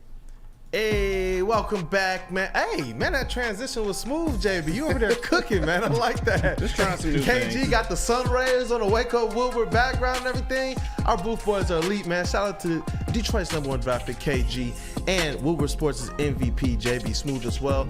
I absolutely love that last segment, man. Broder and Sam, they were cooking. But you know what, man? This Detroit Pistons thing, it not only got Detroit riled up, but we're looking at it right now on ESPN. Yeah. They're still talking about it on ESPN, man. I'm looking at Greeny. This is wild, man. It's wild. It really is. And you know what? You said some off air on break, and you said this is crazy. It's a polarizing thing for an 8 and whatever lost team. And I think it's more of a testament to Detroit, to Michigan, to fans of these sports teams. We might not go and pack the stadium out, but you guys are still locked in. Why? Because it's like, oh my God, but it says Detroit on it. And I think that it leads these people to say, you know what? We're still in the trenches. Yeah, and another thing that I mentioned too was that it was just a good game. Unfortunately, it had a bad ending, but that was one of the best games a Pistons team has played all year long. Certainly one of their best in a loss, going to New York and going toe-to-toe with a playoff team. And with the Pistons too, as much as we can talk about their issues, they still have some players that we can kind of still latch on to, like a Cade Cunningham, like a Duran, like an Ivy, like an Asar, who got, mugged but didn't get the call, for example. Like, there's things that there's some building blocks. I would like to see some more wins moving forward, but they're still somewhat worth watching. Maybe you don't turn this game on and watch it intently from the beginning, but when you see it's close, you're like, all right, I'm locking in. Yeah, no. I do, because I'm a psycho and I do this for a living, but for your average fan. Bro, I think I even saw Matthew Stafford run out there after he got tackled and say, that's a dirty hit. It's a dirty hit, man. You dirty hit. That's a flag in the NFL, by the way. That 100%. play, that's a flag in the NFL. Yeah. So. Vikings fans would be all over that Knicks player. Yeah, dirty. Go after the knees. That's right. Hit him right in the hip. Oh my gosh! But man, talk about basketball. We've been teasing this all show, and we gotta let you kind of have your podium right now, man. Michigan State basketball, Michigan basketball. Where you starting with today? All right, I'm starting with Michigan State because Michigan State basketball, they are in danger of doing something this year that is even more egregious than what happened to Michigan basketball last year. And I always look back at last year's season's Michigan team as one of the ultimate failures. You had prime Hunter Dickinson, and you had 2 top 15 NBA lottery picks, and you didn't even make the NCAA tournament. But I'll tell you what, with this Michigan State basketball team following back-to-back home losses versus Ohio State and Iowa, 2 NIT teams, Michigan State basketball is in real danger of missing the NCAA tournament. And that is despite returning 3 guards from the previous year, A.J. Hoggard, Tyson Walker, and Jaden Akins, all from a Sweet 16 team. You return Malik Hall, who is playing the best basketball of his career, but it doesn't really matter too much because Michigan State basketball isn't playing well. But he as an individual is playing well. And damn, Michigan State needs Malik Hall more than they thought that they would be. But not just that. All I heard in this offseason, and I get it, before you say anything, Michigan basketball is literally rat duke mixed with dog poo mixed with animal semen. I understand that. I get it. Shout out Harold and Kumar go to White Castle. Shout out. So I don't have a lot of room to talk. But Michigan State also came in with different expectations. They came in as the number 4 ranked team in the nation with all of those starters returning, with the number 5 ranked recruiting class in college basketball and the number 1 ranked recruiting class in all of the NCAA. And I understand, before you say another thing, I get it. Jeremy Fears got shot, not his fault. I'm just praying that I'm glad that it wasn't anything more serious. But guys like Cohen Carr and Xavier Booker, they really haven't gotten the run. And you shouldn't need all of that just to make the NCAA tournament. And I'll tell you what, too. You know where Michigan State is playing next after losing 2 consecutive home games to NIT teams? They're playing at Purdue. And if you want to laugh at Purdue, that's fine for them being tournament chokers. But in the Big Ten, when Michigan State goes to Purdue, they always lose. You want to know how I know why? They always lose because they have their last 6 times. Michigan State hasn't went into Mackey and won since 2014. So that's probably a loss right there. But even furthermore, their game after that, in Michigan State, you can't be playing the whole we're home. You just lost 2 home games against NIT teams. They're playing a tournament Northwestern team, a Northwestern team which has beaten Michigan State the last 3 times they've played them and 4 out of the last 5.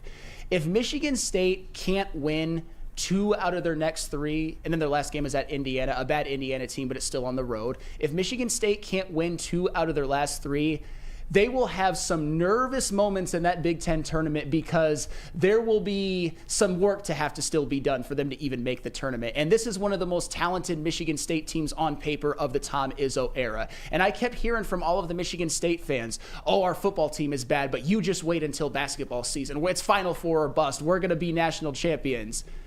Tom Izzo's going to get his 2nd. But what Tom Izzo actually did was get his 4th consecutive double-digit loss season. And I understand.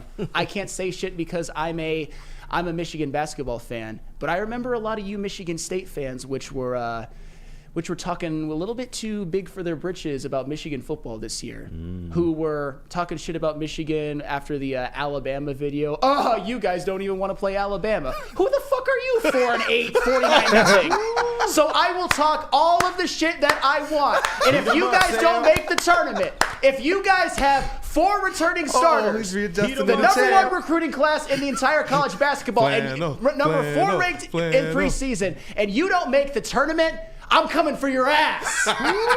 That'll be one of the biggest failures in the history of college basketball, and you're in real danger of having it happen because you're losing to Purdue. You're in real danger of losing to Northwestern. You're in danger of losing at Indiana. And in the Big Ten tournament, you're going to have some work to do, including maybe even winning it.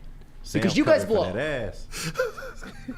Let's go. It's not like a good Sam ran in the morning. Daddy. Do we need to throw him a mic so he can just drop it? Yeah, might have to. Oh my gosh. Flannel, great job. Thank you. Great job. And that was awesome.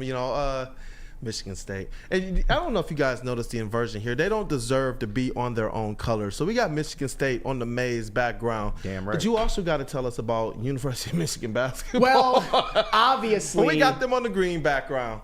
All right. Obviously, I can't say anything because Michigan basketball, as I said before, I'm your not best going. friend back there. No, he is most certainly not. That's your buddy. Because I get it. I just said a bunch of shit about Michigan State, but the only reason I'm doing that is because MSU fans were talking shit about Michigan, and relative to expectations, the seasons have been somewhat similar. Michigan basketball, though, what we're seeing is just a continued embarrassment. And one thing that I've heard some people say, because I've always said this isn't the standard that Michigan basketball should live up to. If it was, then Juwan Howard would have been fired a long time ago. If they don't have the standard, then they should have the standard. You want to know why? Because during Michigan's basketball history, they've actually been pretty damn successful, at least relative to some other teams and some other Big Ten teams. They have 8 Final Fours in their school's history, which is more than Syracuse, UConn, Florida, Georgetown, and Arizona, and the same as Indiana. Just saying. They have 6 runners-up appearances. And if you want to knock on me for touting up runners-up appearances, all MSU does is talk about Tom Izzo's Final Four. So you're damn right I'm talking about Michigan's runners-up appearances. They have 6, tied for the most in NCAA history with a couple schools you might have heard of, Duke, North Carolina, and Kansas. They have a national championship. Only one, I get it. Same as Ohio State, Syracuse, Georgetown, and Arizona. And oh, by the way, Ohio State didn't accept that kind of tomfoolery at their school because they fired their coach midseason. And you certainly wouldn't see that from Syracuse, Georgetown, or Arizona. Maybe Georgetown now, but not prime Georgetown.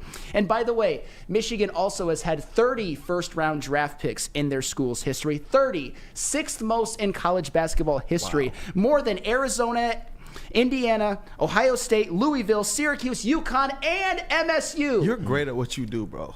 And this is how far this rat program has fallen. They are going to be 8-23. They are touting out lineups in road games with Olivia Kamoa out and Doug McDaniel being suspended for road games with Jalen Llewellyn, Numari Burnett, Trey Jackson, Terrace Reed, and Terrence Williams. And Juwan Howard is obviously still allowed to coach, which is a disgrace. The reason why I bring all of that up is because there should be a standard of Michigan basketball that, the program and everything should take pride in and live up to, because they are a good program. They are not what it has turned into. The worst in all of the Power Five. The worst.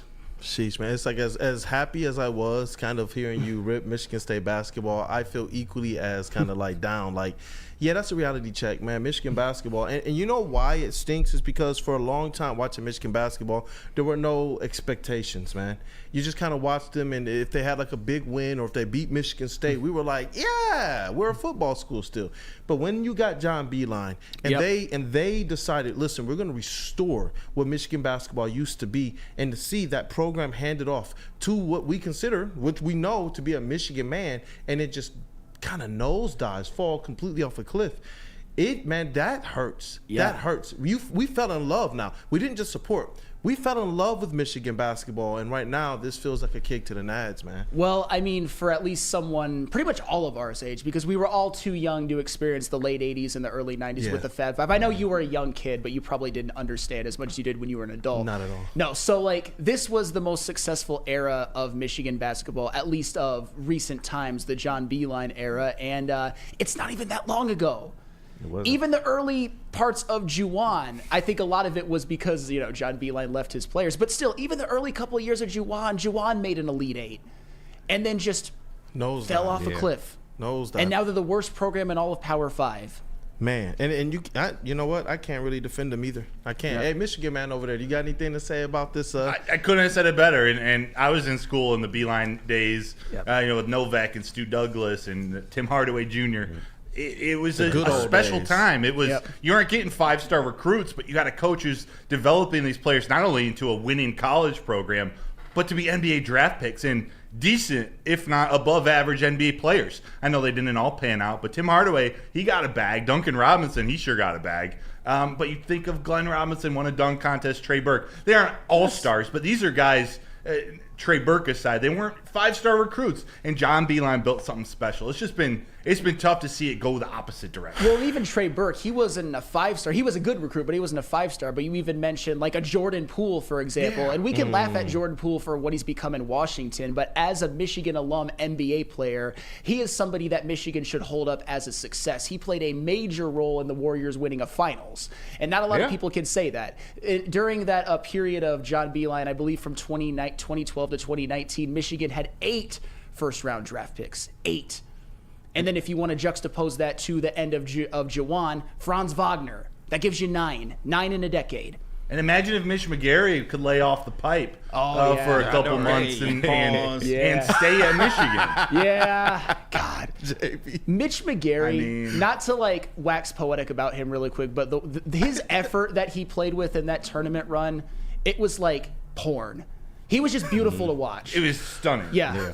He was like a football player out there, but he was also skilled because he was one of the highest rated recruits, I think the highest in the John Beilein era. I think so. With swag. He was an NBA he was a first-round draft pick. Yeah, got that money. Yeah. But like you said, man, there's no defending what Michigan State or Michigan basketball. But I know where you can go to get some defense. Where? Hey, Guardian Alarm. It's a new year. Let Guardian Alarm offer you customized solutions from real experts. Our professional technicians take the time to recommend security and automation solutions specific to your needs. 24/7 professional monitoring. Call us anytime, day or night, and know that a Guardian team member will stay on the phone as long as needed. Technology backed by people. Your safety and security deserves technology that's been proven to work, and people have been proven to care. Call 1-800-STAY-OUT. Juwan Howard. 1-800-STAY-OUT. At work and at home, we're there with smarter security solutions. Featuring complete automation with customized alerts and more. For over 90 years, we've been the company that's been counted on to protect what matters most, all with personalized service and care. Right now, for a limited time, receive a free video device plus free installation with a new home system. Guardian Alarm. We protect Michigan. We are the network for Detroit by Detroiters. Welcome to the Woodward Sports Network.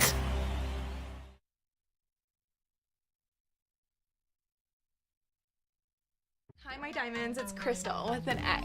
You want to get hot and perfect like me? Here's my super easy routine. Drink at least a gallon of water before you wake up. Attach a weight to everything in your house. Hello? Sell your car and just sprint everywhere. Scream when you exhale. Don't follow Crystal with an X. Do your own thing at Planet Fitness with tons of equipment and free fitness training in our clean and spacious clubs. Join now for just $10 a month and cancel anytime.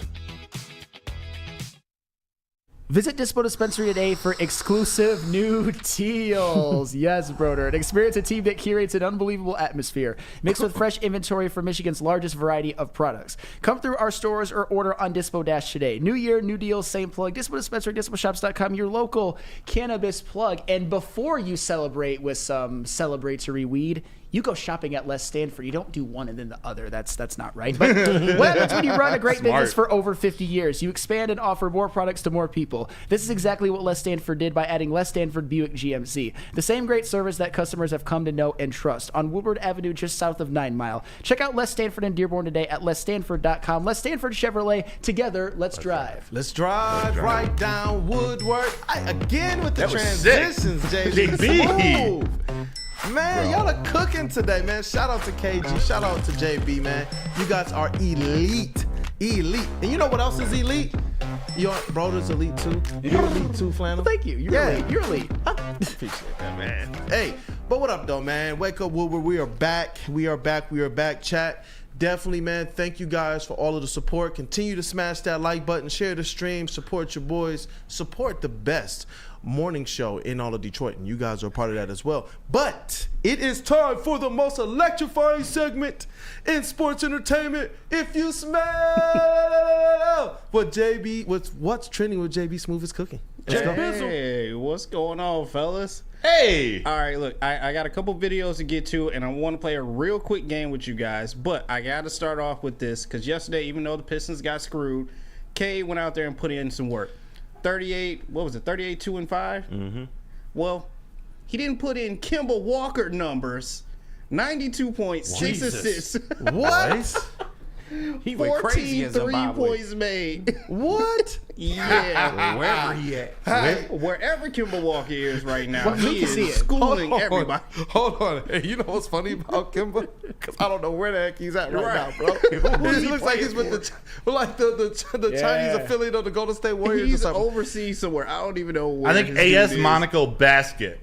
So Italy. You know what's funny about him wow. is that the Detroit Pistons traded for him, and they actually wanted him to play. When they got Jalen Duren, he was a part of that deal. You know what he said? I don't want to play for the Pistons. Hell no. Okay. Okay.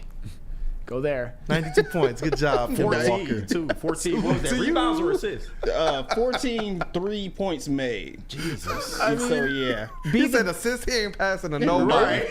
He's just over there. Well, if he wants part of his basketball legacy to be the best player in that league's history, be my guest.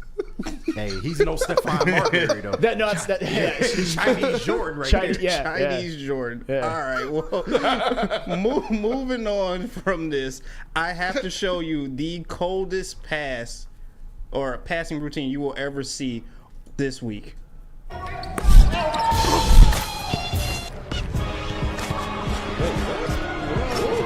Okay. Is that Spice Adams on there? No. The white. Yo, he's cooking, dog. He's cooking. Then he's strutting. One more time, just so you guys can see. Ooh, fat man got moves.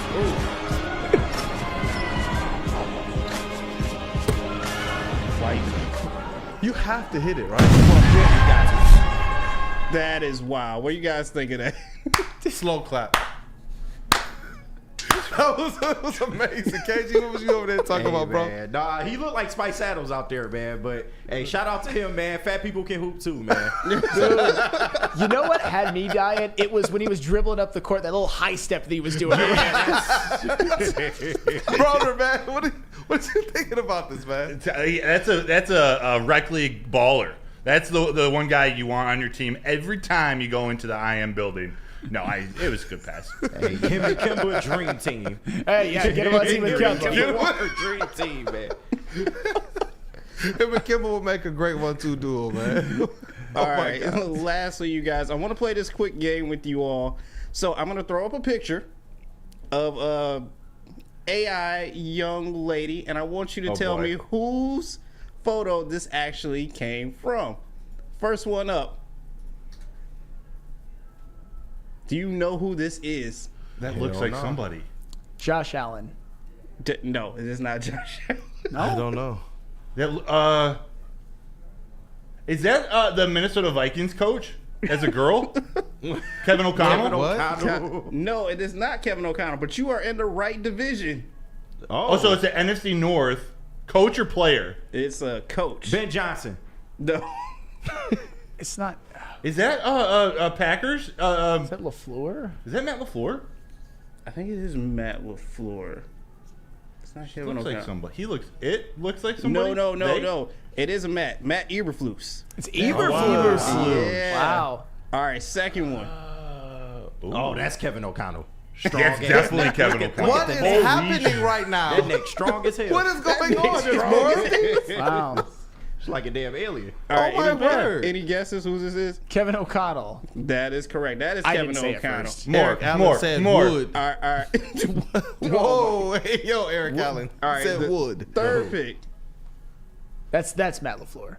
Damn. That is Matt LaFleur. Okay. That is Okay. Matt LaFleur. You guys are playing this game all wrong. Are we playing Smash or Pass? Smash. Oh, we can play Pass, Smash or dude. Pass. You smashing that, bro? Smash. Shout out to Stitch. And lastly, you already know. Hey, hold on. Oh, hey. That looks like the lunch lady. He looks like somebody. Sloppy Joe. Freddie Felt said this is 2 a.m. at the club when the lights come on. Look like Brock Lesnar's daughter right there. It's Principal Trunchbull. That's actually a good comp. Yeah.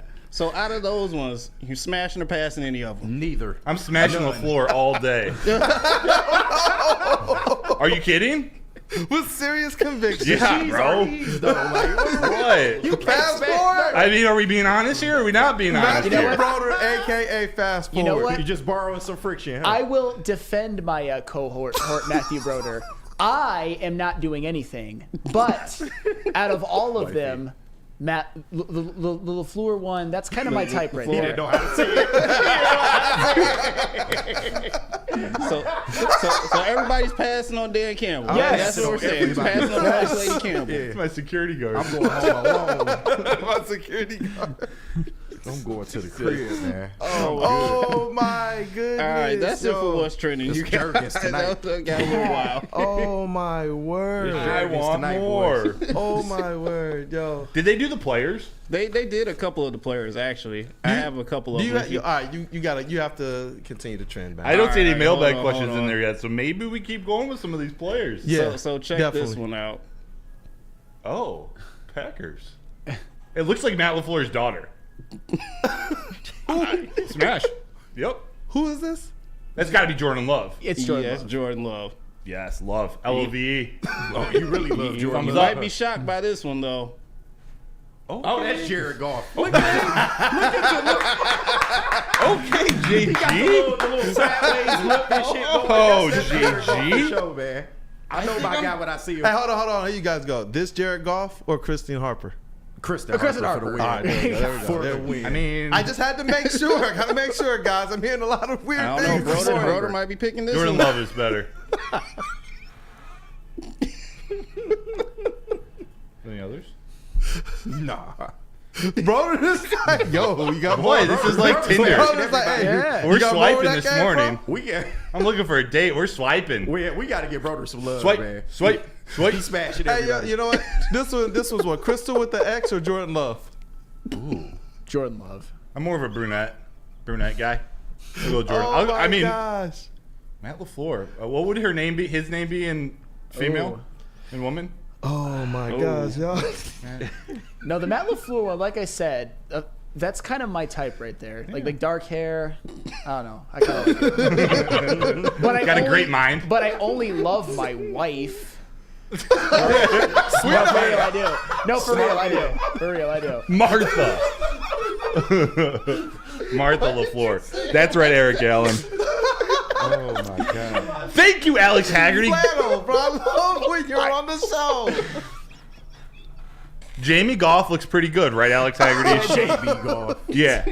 Y'all can Oh have that. my god. I mean, dog. that was fun. You know what? John F. and Laura said mailbag. When you guys getting a Wake Up Woodward intro video? Thank you. I've been saying it. Oh my gosh. Is I it think gonna it's in the works. include Jamie Goff? Jerking. What? Oh. Hey, No, I'm saying like Goff. Wait. Yo, fast forward. Pause. Matthew Broder ain't just came eject the fast tape. forward. It's done. Just don't even pause it no more. Just eject the tape, bro. As long as you're safe. As long as you're using protection. Hey, yo, bro, the chat family is like, whoa, hey, yo, pause. See, Dan Wood knows Dan Wood knows what? the phrase.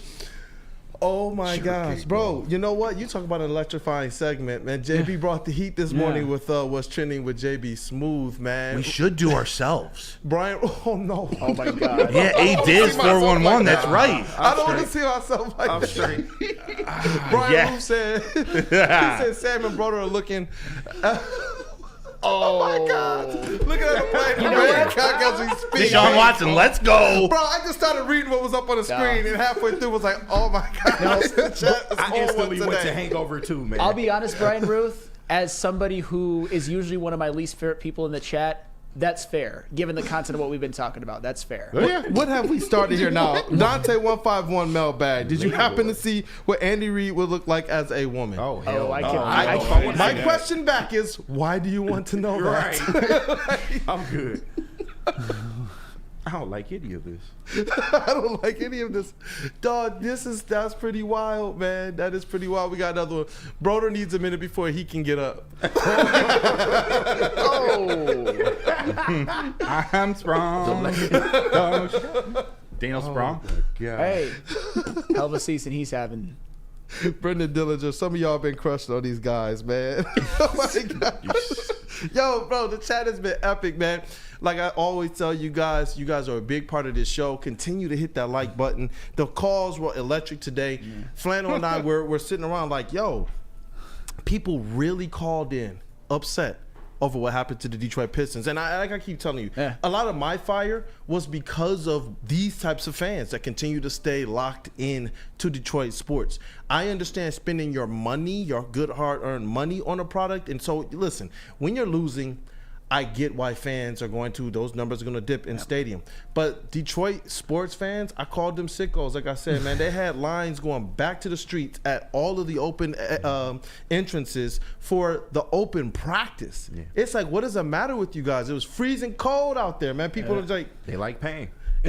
Look, you can't look away. Like I said, if it said Detroit on it, it's too difficult for us to say, you know what, I'm going to look away. Just like Jamie Goff this morning. It was difficult for Broder to look away, man. It's Detroit. even Daniela Campbell, right? Oh, yeah. You can look away from Daniela Campbell. Oh, man. But, no, I think that shows ultimately the spirit of Detroit, man. This is why we dedicate this platform, this show, to covering all 4 Detroit sports and doing it the best that we can.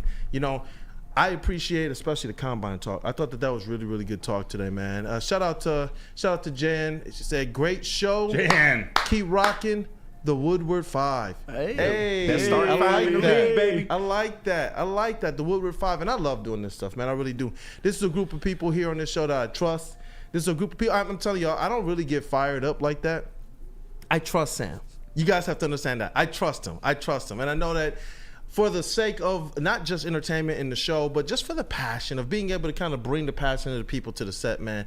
This is a person that I know it's safe to do that with, man. So I appreciate you guys greatly as always. This is the best crew. We're 5 and our 6th man is Terry Foster. Yep. You know, we got a great crew here. These are guys who are dedicated in the trenches and want to be able to bring the best that we can to not just Wake Up Woodward, but Woodward sports in general. There's people that do a lot to support a lot here. You guys definitely see KG and JB on multiple shows, man. Shout out to these guys, our booth boys. You guys definitely see Broder, not just on this show, but as it relates to any Detroit Lions coverage. You've seen him interview across Armani and Edwards, Big D Energy. He was on nights for a long time, heavyweights and whatnot. You know, you contribute to everything, the articles, the videos, the press conferences, all of that type of stuff. Sam, you are probably you're our vet here, man. You're literally our veteran here, man. And you held this platform down for a very long time. I never want anybody to forget that at all. There's a lot that we've learned from you, and there's a lot that we want to make sure you continue to hold down on this fort, man. And the work that you do on Big D Energy. I appreciate it, man. Definitely. And you guys gotta understand something, man. This crew, we try to have each other's backs, man. There's a lot that you guys probably don't know on the front side of things, but behind the scenes, this is a crew that I am grateful to be with. I very well am. And Herb Nash, he said, good show, fellas. Thank you to you all as well out there, man. We never thought in a million years we would get an hour's worth of phone calls over the Detroit Pistons and have to keep pushing back segments. But it's because of people like you all. I know we crossed over that 100 likes as well for the stream, so thank you guys. Definitely give you guys a slow clap as well. And look, we're a little bit over time, but that's what we like to do with our Wake Up Woodward crew, man. Any last comments from anybody? Oh, I got one. God. I got one. Shout out JZJ. No, it's not going to be about the Wake Up Wood. Shout out JZJ. Actually, I should separate this a few seconds so it doesn't get mixed in. Son's 4th birthday is today. Happy birthday, James. Shout out to you. Have a good day, little man. Shout out. Hey, shout out. Shout Happy out, birthday. man. Happy birthday. He said, let me separate this. Let me separate. I love you, brother. Sometimes I just speak before thinking. It's okay. It's a problem. Every single person who does this for a living has had that happen a time or two. I certainly have. Oh, so yeah. It's all good. Danny G said, thanks for the laughs, fellas. Great show. We appreciate you all. We're going to continue to try and bring as much as we can, from covering the show to our personalities to trying to be authentic on here as well. That's what we're going to do. Danny G, I quote, I only love my wife. Sam Flannel. I think that's the quote of this episode. That's facts. That's facts. But stay away from the AI pictures, man. I'll inspect them for you. Oh my gosh. Jesus. I don't want to. We can't do that. We can't do that, right? Not to our listeners. We can't show up with our own AI generated pictures, right? Oh boy. We could. That'd be funny. Oh man. Our own AI. The thing is, we can do whatever we want. We can, yeah. Full creative You know control. what? Maybe it's a surprise. Maybe you guys won't know. There are going to be some AI pictures of you tomorrow. JB and I, maybe we're in the back cooking. Oh my goodness. We gotta close this off, man. Great analysis. We gotta close Yeah, this great off. sports We gotta get out of analysis. here, dog. Because I got a wife too. I gotta get back to her, man. Hanging out with this single guy right here. You're right. But hey, look, Getting y'all. everybody in trouble, man. Everyone needs that friend, right? Everybody, right? Everybody. But hey, guys, listen, man, go outside, enjoy yourselves today at some point in time today. I'm hoping that soon we can get out on the baseball diamond and do some batting practice with Mr. Matt Broad over there. All right. But this has been awesome. Like I said, if you haven't already, definitely smash that like button. And we look forward to seeing you guys again in the morning. This has been Wake Up Woodward. Like I said, for our whole cast, our whole crew, KG, JB, Matt Broder, our credentialed Lions and Tigers beat writer and reporter, Mr. Flannel Sam, our veteran here, our Woodward sports vet who always holds it down. And I'm your boy, Brandon aka Detroit Kool-Aid. Got you covered with Pistons. This has been Wake Up Woodward. What up, though, Detroit?